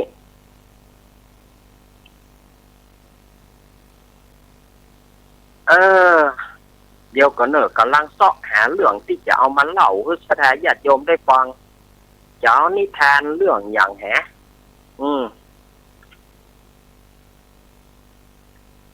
จะเอานิทานเรื่องเมฆขลากับรามสูรนี่บอกเนาะเอานิทานเรื่องเมฆขลากับรามสูรนี่อันนี้มันจะอยู่ในหนังสือภาษาไทยป.3/1ป.3/2 จ้ะเนาะภาษาไทยป.3/2เมฆขลากับรามสูรนี่นะคนเล่าให้ฟังแต่ความจริงนะแต่ก่อนเนี่ยจะมาท่องได้หมดนะท่องเป็นบทกลอนร้อยแก้ว100 กลอง100 กลองแต่ก่อนนี่ท่อง100 กลองได้หมดเดี๋ยวลืมไปหมดละ100 กลองมันหนังสือมันสูญหายไปหนังสือมันฉีกมันปุดไปก็เลยบัดได้ท่องแต่ก็จำได้อยู่นักเรื่องเมฆขลากับรามสูรนี่นะเปิ้นว่าเสียงฟ้าฮ้องเสียงฟ้าแมบเสียงฟ้าผ่าก็คือเกิดจากยักษ์ชื่อว่ารามสูรนี่เมฆขลาก็มาหล่อเกี่ยวรามสูรเห็นแล้วก็คว้างคว้านออกไปนะกันเนาะ 1-2 มัดพุ่งเข้าใส่ที่เขาจังเล่นกัน 1-2 มัดพุ่งเข้าใส่ป้อเมียนอนง่ายตากง่ายแตนเบน นอกเขาเล่นกันนะตะกี้เสียงฟ้าฮ้องเสียงฟ้าแมบไม่ใช่เสียงฟ้าฮ้องแสงฟ้าแมบเสียงฟ้าผ่าเป็นปรากฏกายของยักษ์ชื่อรามสูรยักษ์ชื่อรามสูรเนี่ยมีขวานเป็นอาวุธมีมุยเป็นอาวุธมักจะเป็นยักษ์อันธพาลเป็นยักษ์ติเกเรชอบรังแกเหล่าเทวดาทั้งหลายถ้าบ่ได้ดังใจเทวดาก็มักจะโล่นหนีรามสูรก็มักจะเอามุยไล่ขว้างไปเอาขวานไล่ขว้างไปปังก็คือเสียงฟ้าผ่าแต่ที่เขาหันแสงฟ้าแมบนั้นในสมัยนั้นก็มีนางเทพอัปสรหรือว่านางเทวดาเนี่ยชื่อว่านางเมฆขลานางเมฆขลาหรือว่านางเกี้ยวมณีหรือว่าบางทีก็ฮ้องลวดกันนางมณีเมฆขลามีแก้วเป็นแก้วที่แพรวพราวนางมักจะเอามาเล่นในบนฟ้าเนี่ยนางมักจะเอามาเล่นเอามาโยนเล่นเป็นที่ม่วนอกม่วนใจของนางเพราะว่านางแก้วมณีเมฆขลาเนี่ยมีแก้วเป็นมีแก้วเป็นของเล่นนางมักจะเอาแก้วมาเล่นเป็นประจำพอดีในครั้งนั้นยักษ์รามสูร เตียวผ่านมาก็เลยบอกว่า นางเทวดาข้าขอแก้วนี่เดี๋ยวมานางเมขลาบอกว่าโอ้บ่ฮื้อจะฮื้อได้ยังไงแก้วนี้มันเกิดจากบุญบารมีของข้าก็แต่ข้าจะเอามีอะไรอ่ะเปล่าแน่ยักษ์รามาสูรมีอะไรหรือเปล่ามีอะไรอ่ะเปล่าจะว่ามีก็มีข้าได้ก็มาลู่เอาแหละ นางเมขลานะบอกว่าข้าได้ก็มาลู่เอาแหละมาเอาแหละนางก็เอาแวบแกว่งเข้าตารามาสูรนี่ก็มันมิ่งขอตะอี้มาทำเป็นอย่างอี้ไก่นะที่เฮาหันแสงฟ้าแมบเนี่ยแมบก็คือนางเอามาแกว่งเล่นรามาสูรก็ไล่ติดนางเมขลามาเอามานางก็บ่ฮื้อทำทีก็มอกหมายอกไก่นั่นเนาะบางทีก็เกี่ยวมาส่องดูมาเอาเลยมาเลยมีปัญญาได้มาเอาลู่ได้ลู่เอาเนี่ยกันเนาะ ลู่ได้ลู่เอาลู่ได้ลู่เอามาเลยมาเลยอย่าบ่ต้องมาตากูก่อนอื่นเอาขวานไปกินก็เอามุ้ยไปกินก็กกว้างปั้งเสียงสนั่นขั้นขึ้นแต่นางเมขลาก็ลบได้โวยเนี่ยลบรามาสูรก็เปียได้เปียควานไล่ตีแถมเปียมุ้ยไล่ตีแถมไอ้มาเอาแก้วมึงมามึงตายโนเวสวอนเวอร์เรื่องอะไรจะให้อยากจะได้ก็มาเอาสินางเมขลานี่ก็ปอหมอกนะเนาะฮื้อมันเหี่ยกันแล้วนะถ้าเอาฮื้อมันเหี่ยมันก็มีปรากฏการณ์มันมีฟ้าห้องมีอย่างมันก็มาสิขยับมาสิ กระแทกเข้ามาสิมึงตากูกะว่าแล้วก็เอาขวานขว้างไปปังนางก็ลบบรรทุกกันซะเตื้อกูจะเอาชีวิตมึงให้ได้อีเมฆขลามึงตากูแน่บอกก็ยิบขวานขว้างไปแถมเมื่อยิบขว้างไปก็ได้นางเมฆขลาก็ลบได้แล้วก็ลางชูแก้วมาสิขยับมาสิขยิบเนาะนางเมฆขลานี่มันก็ปอหมอกนะเนาะขยิบมึงมาต้องขยบหรอกเอามุยนี่ไปกินปังฮ่าจ้างก็ไม่ถูกฮ่านี่นางเมฆขลานี่มันก็ปอหมอกมันนะไม่ถูกหรอกแต่อยากจะได้แก้วก็มาเอาสิพี่มาเอาสิเพมาเอาเลยมาเอาเลยนี่เนี่ยมาเอาเลยเพมาเอาสิมึงมันต้องตักเอามุยขว้างปังแต่นางเมฆขลาก็ลบได้ทุกฝีก้าวลบได้ขว้างซ้ายไปขว้างซ้ายเอาละรามาสูรขว้างข้างซ้ายเมฆขลาลบขวานี่รามาสูรขว้างขวาเมฆขลาหลบซ้ายละมวยคู่เอกของรายการวันนี้ไอ้ยะเอาละนางเมฆขลากับลูกล่อขยิบเข้ามาสิกระแทกเข้ามาสิเมื่อวัดต้องกระแทกนะกูตายเสียเถอะมึงก็เปียมุยขว้างแถมขว้างก็นางเมฆขลาก็ลบขว้างซ้ายลบขวาขว้างขวาลบซ้ายดาไอ้เนี่ยไปเนี่ยปุ้นกันนะโอ้ก็เลยขว้างกันก็เลยสู้กันจนแต่วันนี้ไม่มีใครแพ้ไม่มีใครชนะบอกว่าเมฆขลาหรือว่ารามาสูร ก็บ่มีไผที่จะชนะไผก็เลยสู้กันจนถึงปัจจุบันนี้นี่สถาญาติโยมก็เลยสู้กันจนมาถึงปัจจุบันเนี่ยในการไล่ขว้างกันที่เขาได้ยินเสียงขลึงนั่นนะก็คือเมขลากับรามาสูรเนี่ยไล่ติดกันเอาแก้วชูหล่อหน้าหล่อตากัน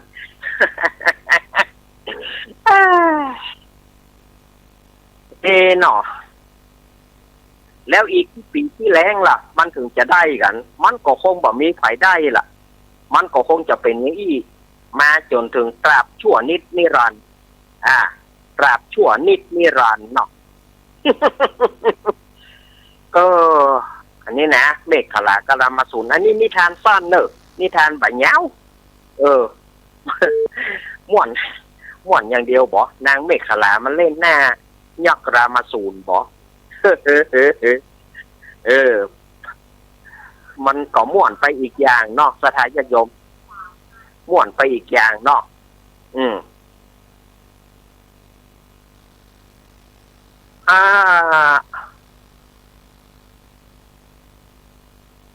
ต่อไปนี้อันนี้เอาเรื่องเก่ามาเล่ามันกำเนิดเรื่องงูเขียวกับตุ๊กโตนี่นะก็จริงเล่ามานักต่อนักละสถาญาติโยมแต่สถาญาติโยมบางพ่องเพิ่นก็บ่ได้ฟังคำเตือนเนี่ยเรื่องงูเขียวกับตุ๊กโตนี่นะงูเขียวกับตุ๊กโตนี่มันเป็นไม่เบื่อไม่เมากันก็คือว่าตุ๊กโตเนี่ยตุ๊กโตเป็นแม่ผัวตุ๊กโตนี่ในอดีตเป็นแม่ผัวงูเขียวเป็นลูกไปล่ะเรื่องมันก็มีเป็นตามแม่เท่านั่นนะเป็นตามแม่ผัวแม่เท่านะอยู่ดีอยู่ได้ไปเอาเมียเหี่ยวบ่นี่อยู่ไปอยู่มากระจำบักคำมีลูกบ่าวคนหนึ่งชื่อบักคำเอาเมียเหี่ยวบ่อีพ่ออีแม่ใครอุ้มหลานบักคำก็ว่าบ่เอาละนะอีแม่เอ้ยเฮาอยู่ใกล้แม่ก็ไม้ดีผ้าปลาดีเผาปีเดือนเฮาบ่เนาจะท่าเอาเมียเหี่ยเมื่อได้กระโซนเฮบักคำเนี่ยเอาลูกเอาเมียเหี่ยในที่สุดก็แต่คำนี่ก็ถือว่าบ่เอานะแต่แม่มาก็เอาเมื่อมึงบ่ไปอีแม่จะไปหาก็ลงเฮือนไปติดใจอีน้องล่านี่เนาะไปติดใจอีน้องล่าหมู่บ้านอื่นโจโลเข้าไปพ่อเท่าพ่อเท่าแม่เท่าบัดนี้ข้าเปิงใจอีน้องล่าข้าจะเอาไปเป็นเมียบ่มันบ่ยอมเอี่ยวยอมแหวงเลยบ่นี่นะมันดีเหล้าก็บ่กินบุหรี่ก็บ่สูบแน่ประเด็นนี้ข้าจะมาขออีน้องล่าเนี่ยพ่อเท่าแม่เท่าจะคิดเท่าไหร่ข้าเขาก็คิดบันนักบันหนาแม่เท่าถ้าแม่เท่าจะเอานะ50,000อ๋อ50,000มันยังน้อยเหลือทนแต่งลูกสาวทั้งคน500,000เป็นยังไงไอ้ยะวัดโทโอ้นอกกำนักกัดได้อีน้องแร่ในมาเป็นสไปกำแรกก็ดีป่าจมน้ำใหม่ว่าอย่างไรกันก็กินอย่างก็ม่วนเมียป่าอีแม่จะกินอย่างบอกคือเจ้าเนอะเจ้าจะดีแล้วเอาเข้าแล้วความฮักเมินเข้าเอาแล้วเดือดร้อนกันละหองละแหงกันล่ะยังบ่เอาเข้าไปส่งเฮือบ่บัดเจ้นี่รู้มันเป็นลูกอีแม่ยังบ่เอาไปส่งแก่ร้อนแก่ตายหยังก็กินกูก็ดีเนี่ยมึงเป็นลูกเป็นเมียยังบ่เอาไปส่งก็น่าก็มีปัญหากันแล้วแหละเขาอีแม่กะอีล่ากะมันบ่มีแล้วก็น่าก็ชิง5 บาอ้อยใส่กันชิง5 บาอีใส่กันตาบอดตาลม ด่าต่างๆนานาเสื้อบ่ไอ้ปีกมาถอยนาปีกมาโอ้เข้าก็มาได้กินต้องคอยอันหนึ่งก็แม่อันหนึ่งก็เมียต้องคอยประคบประงมกันบางทีอีน้องล่านี่ก็ทำเลอะเทอะขี้พ่องเหนียวพ่องแม่สูนะกะแม่ปีไอ้นะกะอย่าก็เจ็ดเถียกะบ่ไอ้ก็ต้องมาเจ็ดขี้เจ็ดเหนียวเนาะวันหนึ่งบ่ไอ้ไปไถนาโอ้ตะวันก็ปอล่าปอขวายปอเตี้ยงนะยังมาได้กินข้าวงายเตื้อโอ้ก็เขาโมนี่อย่างใดแม่ก็ได้เมียก็ได้เป็นว่าตึงลูกไปตึงแม่ผัวเนี่ยเถียงกันมึงยังมาเอาเข้าไปส่งขึ้นมาไอ้พอเข้าซักผ้าเนี่ยกินเนี่ยตายแม่บอดกะลูกไปมาก็เนาะตายแม่บอดไกแม่ยังมาไปส่งก็กูก็เนี่ยการบ้านการจองกูก็เนี่ยการรู้พิษเถียงกันจนพอเป็นเตี้ยงปลายเนี่ยป้าไอ้มันก็ปีกมาโปดควายละไว้หั่นปีกมาหมายจะได้กินข้าวปูดโทรมาปะกันลูกเมียแม่ผัวแม่ตัวเก่ากับเมียตัวเก่าเถียงกันไปข้อเป็นเอ็นไอ้ยังกันแน่แม่อีน้องเนี่ยยังกันผัวเมียมึงนะกะตาบอดตาลมเข้าก็บ่ไปส่งให้มึงก็เนี่ยเท่าเนี่ยมันแก่ร้อนแก่ตายยังก็พีดกันเถียงกันมาไอ้ก็ปอหาอยากกินข้าวปอก่อนขอเสาะหาหยังให้หากินข้าวพ้องล้อขอหาได้กินข้าวก่อนปออีแม่ปออีน้องปอขอห้ามพยายามห้ามแล้วยิ่งห้ามก็ยิ่งยุแล้วเขาก็บ่ฮักคนหนึ่งก็บ่ฮักผัวคนหนึ่งก็บ่ฮักลูกสถานญาติโยมก็ยังเอาความรุนแรงใส่กันอยู่ไปตามเมียมึงนะมันตึงหูหนวกตาบอดเข้าก็บ่นึงใบญาติก็หาญาติการเนี่ยตามึงบอดอีเท่าเขาก็เอาแล้วเป็นมึงเป็นหาใส่กันบ่คำอ้ายก็ตะมือปอนะอยากกินข้าวปอนะห้ามไผ่ก็บ่ได้ขิงก็ราคาก็แรงห้ามไผ่บ่อยู่ห้ามไผ่บ่ได้สักคนบ่อ้ายก็เลยเป็นลมตายสถานญาติโยมเมื่อบ่คำอ้ายเป็นลมตายแทนที่เขาจะสำนึกนะสองคนเนี่ยแม่ผัวก็ดีลูกไปก็ดียังบ่สำนึกเตื้อให้ไอ้ลูกแม่ปีไอ้อย่างถึงตาย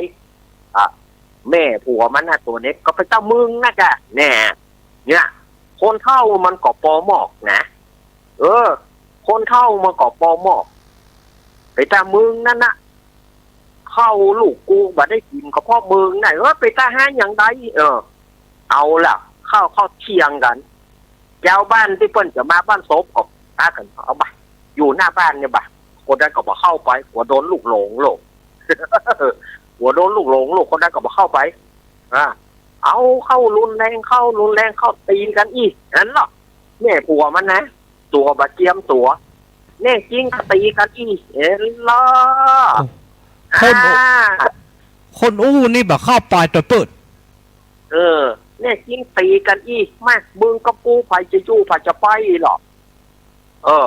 อีลาก็มาแล้วอีเท่ามึงเนี่ยจริงมึงเข้ามากูเข้าไปเนี่ยเห็นหรอแต่งเตะซ้ายเห็นหรอตัวพ่อตีนตัวเก่าพอยังกระเบาไปได้หนึ่งสถานญาติโยมว่ะตีนเหี่ยวหยบหยาบเอาก็เตะเนาะลูกไปมาก็จะย่อยมาได้แม่ผัวเตะมาลูกไปก็เตะไปแน่แม่ผัวเตะซ้ายลูกไปกับเตะซ้ายแม่ผัวเตะขวาแม่ผัวเตะขวาลูกก็เตะขวาเหมือนกันอันล่ะแม่ผัวมันกำคอได้กับตีเข้าซ้ายลูกไปมันก็กำคอได้ตีเข้าซ้ายเหมือนกันแหลกกับคนมัดโอ้โหสถานญาติโยมผมพากไม่ทันเสียแล้วดอกแม่ผัวมันกระซวกแต่งตัวมาเข้าเรื่องหรอตีเข้าซ้าย ลูกไปมันก็ตีเข้าซ้ายเหมือนตีเข้าขวาลูกไปมันตีเข้าขวาเหมือนกันฟันศอกไอ้ศอกตัวเก่าเหี่ยวบอกเจียมศอกตัวเก่าฟันศอกเลยล่ะลูกไปมันก็ฟันเข้าป้องกันมันไปสู้คนหนุ่มได้กระดูกว่าคนละเบอร์เนาะ ฟันก็เข้าไปแหลกตีนแหลกนักกันเข้าไปเจิงมวยไผ่เจิงมวยมันลูกไปมันเขาแท้หรอกลูกไปมันหนุ่มกว่านี่มันแจ้งยังไงหรอกแม่ผัวมันสู้อันใดก็สู้ไม่ได้กับกามผมกามผมจะตบแน่ลูกไปมันก็กามผมเหมือนกันลูกไปก็กามผมแม่ผัวเหมือนกันตบหน้าไปก็ตบหน้าคืนโอ้โหจนเสี่ยงกระบวนท่าละทีบแม่ผัวทีบไปมันก็ทีบ เอาแลกตีนแลกนักก็เข้าไป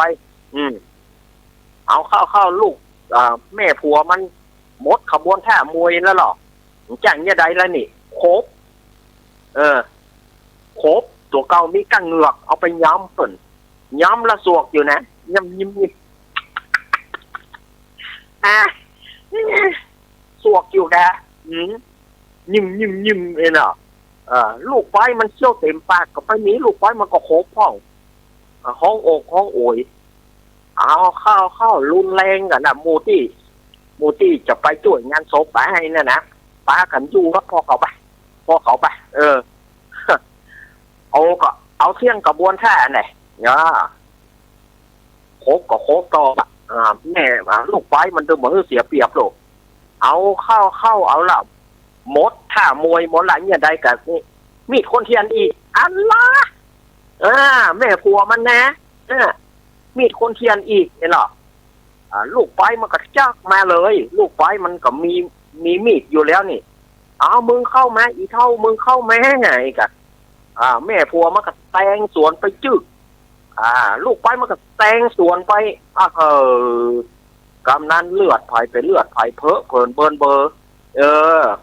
เอาแล้วกันนั่นโก้นถึงสองแล้วกันนั่นใส่ปูดออกมาใส่มุนลิ้นออกมาถึงสองคนแล้วใส่ปูดกองอกโยกเอาล่ะหายใจสู้ซ่าจะตายแล้วนะแม่ผัวมันยังบ่หมดความซ่าเตือกจีหน้าอยู่ไปตะมึงนั่นนะถ้ามีมึงลูกกูจะบาดตายแน่คนเข้านี่มันก็ปองหมอกนะไปตะกูอย่างไรก็มึงเหรอลูกมึงทุกคนมึงจะมาส่งเข้าแน่ไอ้มายอมกันเหมือนกันกูจึงจะขอฝากแจ้งมึงกูจะขอลังกูจะขอลังควานมึงกูจะเกิดไปเป็นตกโตมึงเกิดไปเป็นอย่างกูจะตัวลาวีมึงเกิดเป็นซัดอันใดกูจะตัวกินไข่มึงลองกะอีลูกไปมันลองกะอีมึงจะเป็นตกโตกะกูจะเป็นงูเขียวมึงเป็นตกโตกูเป็นงูเขียวเมื่อตับมึงแก่มึงฮ้องมาใดกูจะมาโจกเอาตับมึงมึงพูดอย่างนี้เหรอมีดคนเทียนอีกหายใจเฮือกสุดท้ายลูกยังซ่าอยู่นะมีดคนเทียนอีกหายใจเฮือกสุดท้าย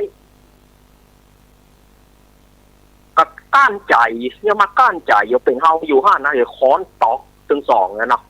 ให้ค้อนตอกถึงสองมันแล้วที่ตกเลยมั้งทีนี้กับเอามีดคนเทียนหายใจเฮือกสุดท้าย1 2 3เฮือกหายใจเฮือกกับมีดเขาตั้งกันจุบในเล่าถึงสองกระทายญาติโยมแล้วก็เลยไปเกิดแม่ผัวไปเกิดเป็นตกโตลูกไปเกิดเป็นงูเขียวเมื่อใดตับตกโตมันแก่มันก็ฮ้องงูเขียวก็จะมาเอาตับมันบางทีก็สู้กันบางทีก็งูเขียวตายบางทีก็ตกโตตายบางทีก็ตายก็ตึงกู้สลับซับเปลี่ยนกันมาจนชั่วกันชั่วนิรันดรมาจนถึงปัจจุบันนี้สถานญาติโยมเนี่ยเนาะตำนานแม่ผัวกับลูกไปมันก็เลยมาอย่างอี้แหละเนาะสถานญาติโยม เล่าไปกับอีแต่ในขณะนี้สถาญาติโยมก็รับฟังรายการสารธรรมยามบ่ายยามแรงช่วงธรรมะเพื่อชุมชนเนอะมีอาตมาภาพเป็นคนเล่าให้ฟัง เล่าไปกับอีทไปเลย เล่าไปกับอีทไปจริงๆบอตอนนี้บ่าย4:38 นาทีแหมหนึ่งนี่จะเอาอะไรอย่างมาเล่าต่อครับ ฮะ มาก6 โมงถึง2 ทุ่มนี่จะเอาอะไรอย่างมาเล่าต่อครับ อ๋อมันถึงมีเดี๋ยว6 โมงถึง2 ทุ่มก็เดี๋ยวก็เอามาเดี๋ยวก็เอาเรื่องอื่นมาตอนนี้อาตมาจะวางสายแล้วเนอะจะวางสายแล้วเด้อย ายพรข้ากับแปลงวัดโทรเข้ามาได้เลยนะครับ เดี๋ยวเนอะมันยังไปทำงานเถอะทำงานแล้วทำงานแล้วโทรศัพท์นี่มันเข้าเฮ้ยมันงานไฟโหระวังนะขอนหูมีข้างๆตัวเก่าฮะไปว่าเท่าเกินกะโทรศัพท์นี่นะโคตรหมอแต่มันนานไฟมันนานทำงาน083-761-1775ระวังตู้ลุงนวลเด้อครับ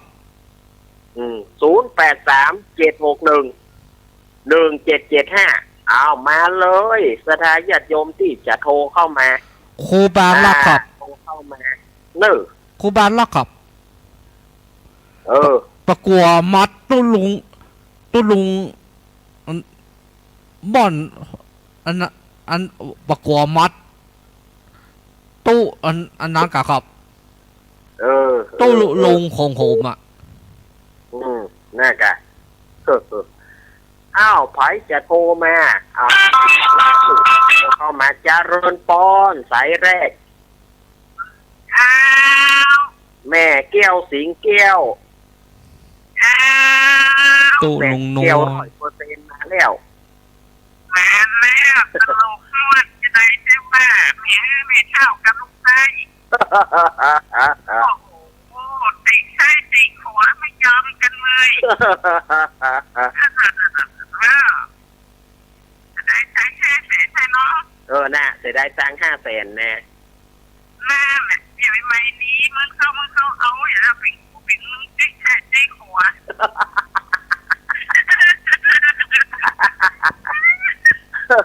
่าเอาปิ่นเล็กมิงแกไม่เท่ากับลูกไฟมาปิ่นเล็กมุ้ยแน่เลยเนาะน่ากะไอ้หันกับตาไอ้พันแหมลูกเล่นผู้นี้พัฒนาไอ้หมอนหลับติดใช่ใจหัว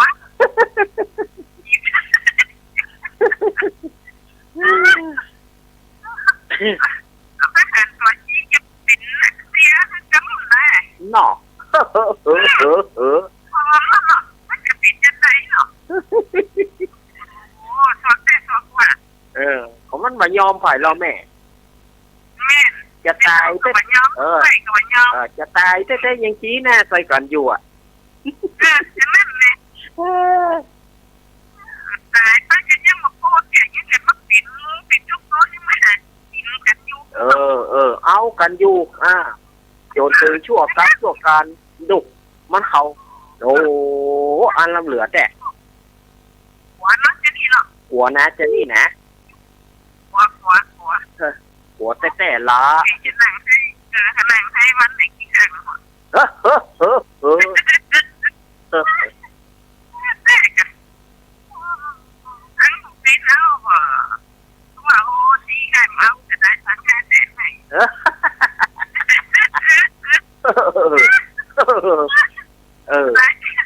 จะได้ตังค์500,000บอกนั่นเฮ้ยวันนี้ได้ลูกลิ้นนะเป็นกำลังใจนะครับแม่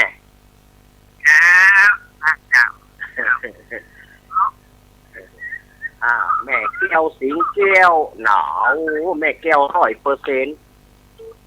แม่แก้ววางสายเฮ้อจิมขอบคุณอ้าวมา083-761-1775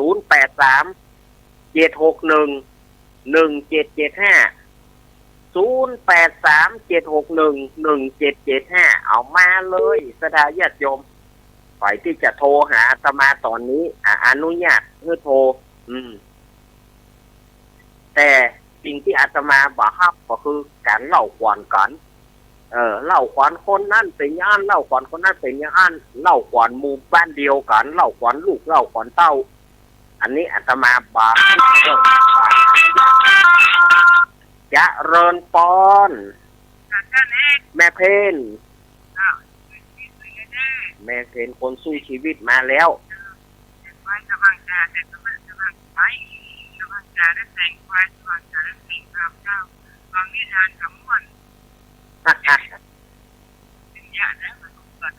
น่ากะ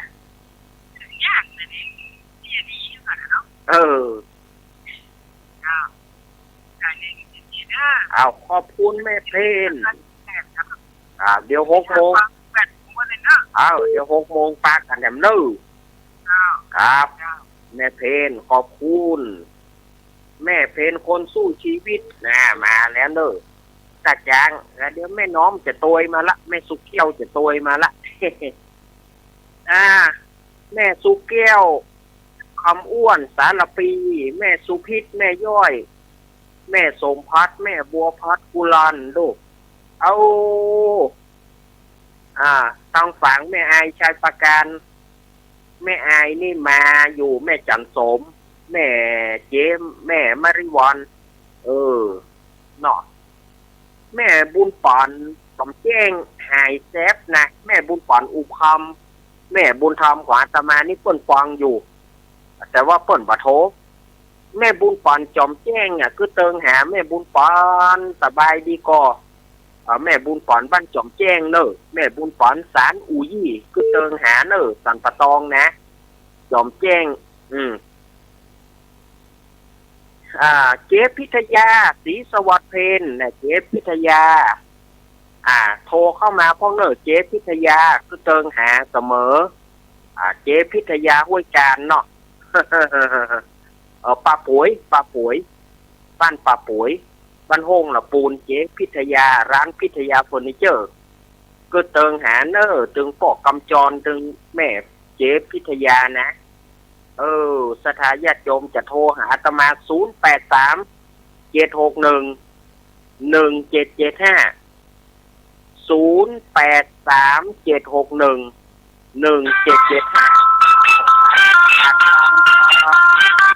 จะเริญปอน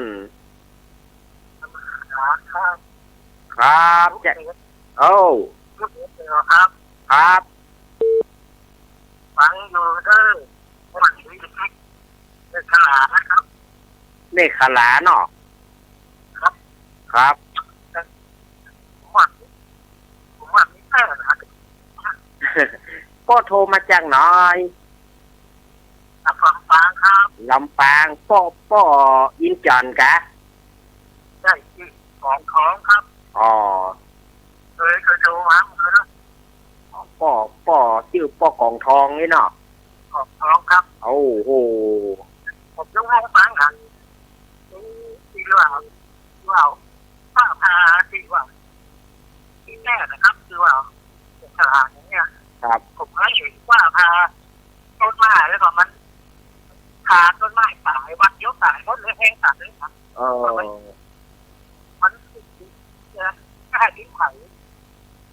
ว่าต่อเป็นเขาอันนี้ครับขวานเมฆนะพักลิบนะนี่เขาคนเท่าคนแก่ว่านะขวานตัวนี้แท้เนาะขวานฟ้านั่นเนาะเนตุเขาเลยหมดเนตุที่อย่างนั้นที่ฮะภาคตลกดีภาคตลกดีบ่ครับเอายินดีป้อเนอยินดีป้อกองทองเนอครับยินดีนักเนอโทรมากำลังใจกันโยมป้อคนกระโทรมาโยมป้อวางใจให้จิมสุมาเตอะโยมป้อกดวางให้จิมนั่นน่ะฟังเข้ามาเจริญปอนเอาติดแล้วเนอจากตังได้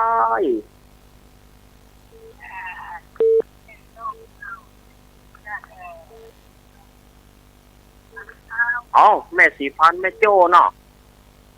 แม่โจ้สันทรายน่ะ ยายพรข้างกับแปลงวัดไม่หน่อยพอโทรมา ต่างคนต่างไม่ยอมกันน่ะ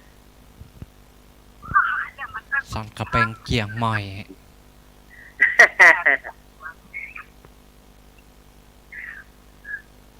ยายพรข้างกับแปลงวัดวังงัวแดงจังหวัดเชียงใหม่น่ะมันก็เลยติดตื้อเนื่องกันแม่เป็น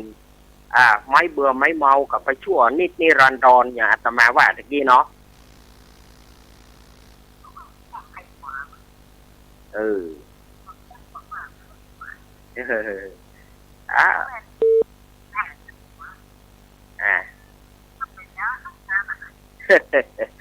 เอาขอบคุณแม่เนอแม่สีพันแม่ขอบคุณนะแม่เนอยาวยาวยาวงานมันบางทีมันก็งานช่วงมันก็มีปิดช่วงเนาะแม่เนาะแม่วางใจให้ก้มแม่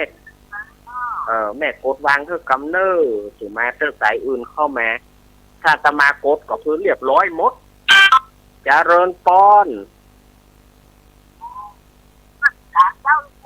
ยายพร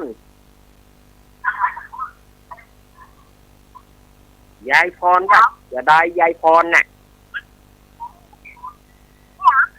ยายพรว่าอย่างได้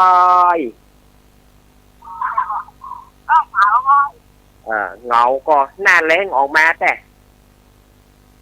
หนาวหน้าแรงออกมาหนาวแล้วเนอะยายพรหนาวแล้วนะ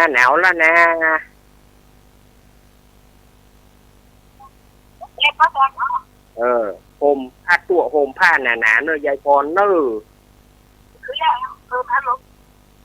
เมื่อคืนมันบัดเย็นซะใดน่ะแม่อันน่ะยายมันเย็นเอาไอ้ช่วงเมื่อเช้ามันอากาศมันบ่ค่อยเสมอกันสักเท่าใดนะบื้อท้อนบื้อหนาวเนี่ยมันปลาทุกคนแบบสบายเนาะยายพรเนาะ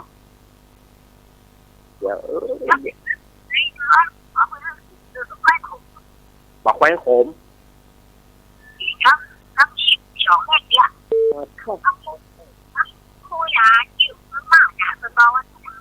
อันน่ะบอกแขวงโขมดิโอ้วัน12 เมตรก่อนก็ถูกกันนะเดี๋ยวพอจริงมันก็เป็นยานะคือว่าก้อยน้อยเป็นปิดแต่นี่ฮอบีบเข้าใส่มันก็หายรู้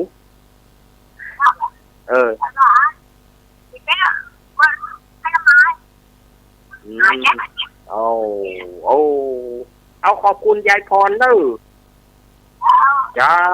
ยายพรยายพรล้องงัวแดงสันกำแพงเชียงใหม่โทรเข้ามายายพรเนอะยายพรนี่ไปหมดขอเพลงก็ได้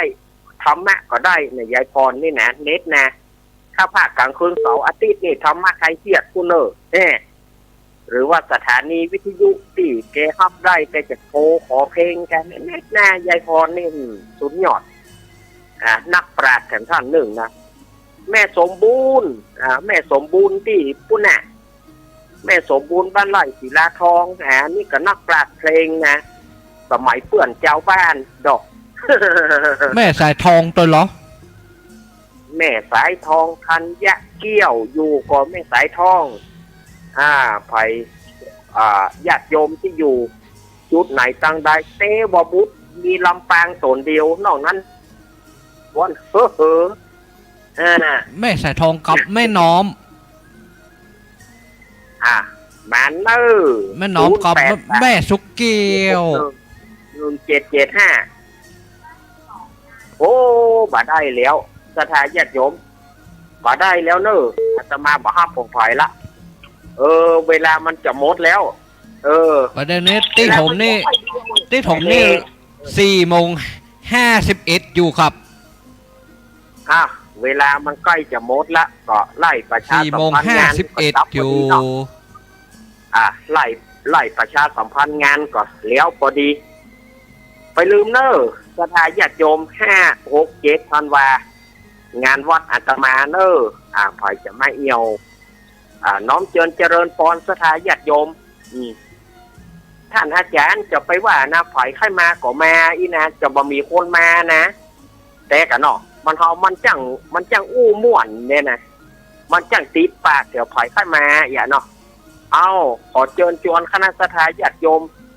ต่างบ้านต่างจองบ้านใกล้เงินเคียงหัวระเบียงติดต่อของได้เลยเนาะปาก่อนมาเอี่ยวงานวัดอาตมานะ5 6 7ถ้าจะเอาไฮไลท์มันจะอยู่วันที่6เนอะไฮไลท์มันจะอยู่วันที่6มออีโนโนดกันนะเนอะมออีโนโนดกันละม่วนงานสันเล่ากันนะเสียได้บัดได้มีดนตรีบัดได้มีอย่างสถานญาติโยมเนาะก็มันบ่มีก็แค่แห่ธรรมดาก็ได้เนาะสถานญาติโยมบ่นะมาเนอะ5 6 7เจิญจวนคณะสถานญาติโยมเฮามาเอี่ยวงานปล่อยหลวงได้เนอะปล่อยหลวงย้ำหนาวท่านที่มาเด็กจะเย็นกันนะเอาผ้าเสื้อยาวมาตัวสถานญาติโยมเอาเสื้อยาวมาตัวมันหนาวก็นุ่ง มันหนาวก็นุ่งเสื้อยาวเนาะแล้วก็วันที่11ก็ประเพณีประจำปีของวัดปากกลางเจริญเนอะประเพณีสวดอิติปิโส108จบเพิ่นจะเริ่มสวดอิติปิโส108จบคงจะเป็นเมื่อค่ำเนาะ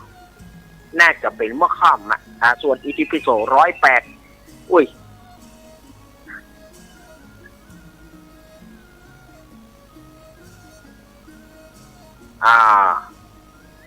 ใช่บัดเดี๋ยวนี้เปิ้นบ่มีเมื่อคืนก็เนาะสถานญาติโยมอันนี้ก็เมื่อคืนเปิ้นจะคอยเชิญชวนคณะสถานญาติโยมมาร่วมกันเนอะตังเวียงปะเป้าพี่น้องตังเวียงปะเป้าเฮาเอาข้าวจีข้าวแหลมมานักๆเนอะข้าวนุ่งแงมานักๆเนอะเมื่อตอนเพื่อจะแข่งกองละนี่เรื่องกองสถานญาติโยมกับติดต่อทุกปีต้อมกับพ่อหลวงเจษฎาเนอะพ่อหลวงเจษฎาปันตะเนาะแล้วก็ทุกปีต้อมรองเจ้าอาวาสท่านก็ไปติดต่อกันได้เนอะอาตมาไว้ตีกันเนอะเวลาหมดแล้วมาเวลดก็แปลว่าหมดเวลาอาตมาลาก่อนพัก1 ชั่วโมง6 โมงถึง2 ทุ่มก้อยปะกันใหม่โชคดีมีใจจงเป็นของศรัทธาทุกท่านทุกคนนะอภิวาทนาสีริสานิจังวุธาปัจจายโลจัตตารโอธรรมวัฏันติอายุวโนสุขังพลังสาธุสาธุสาธุ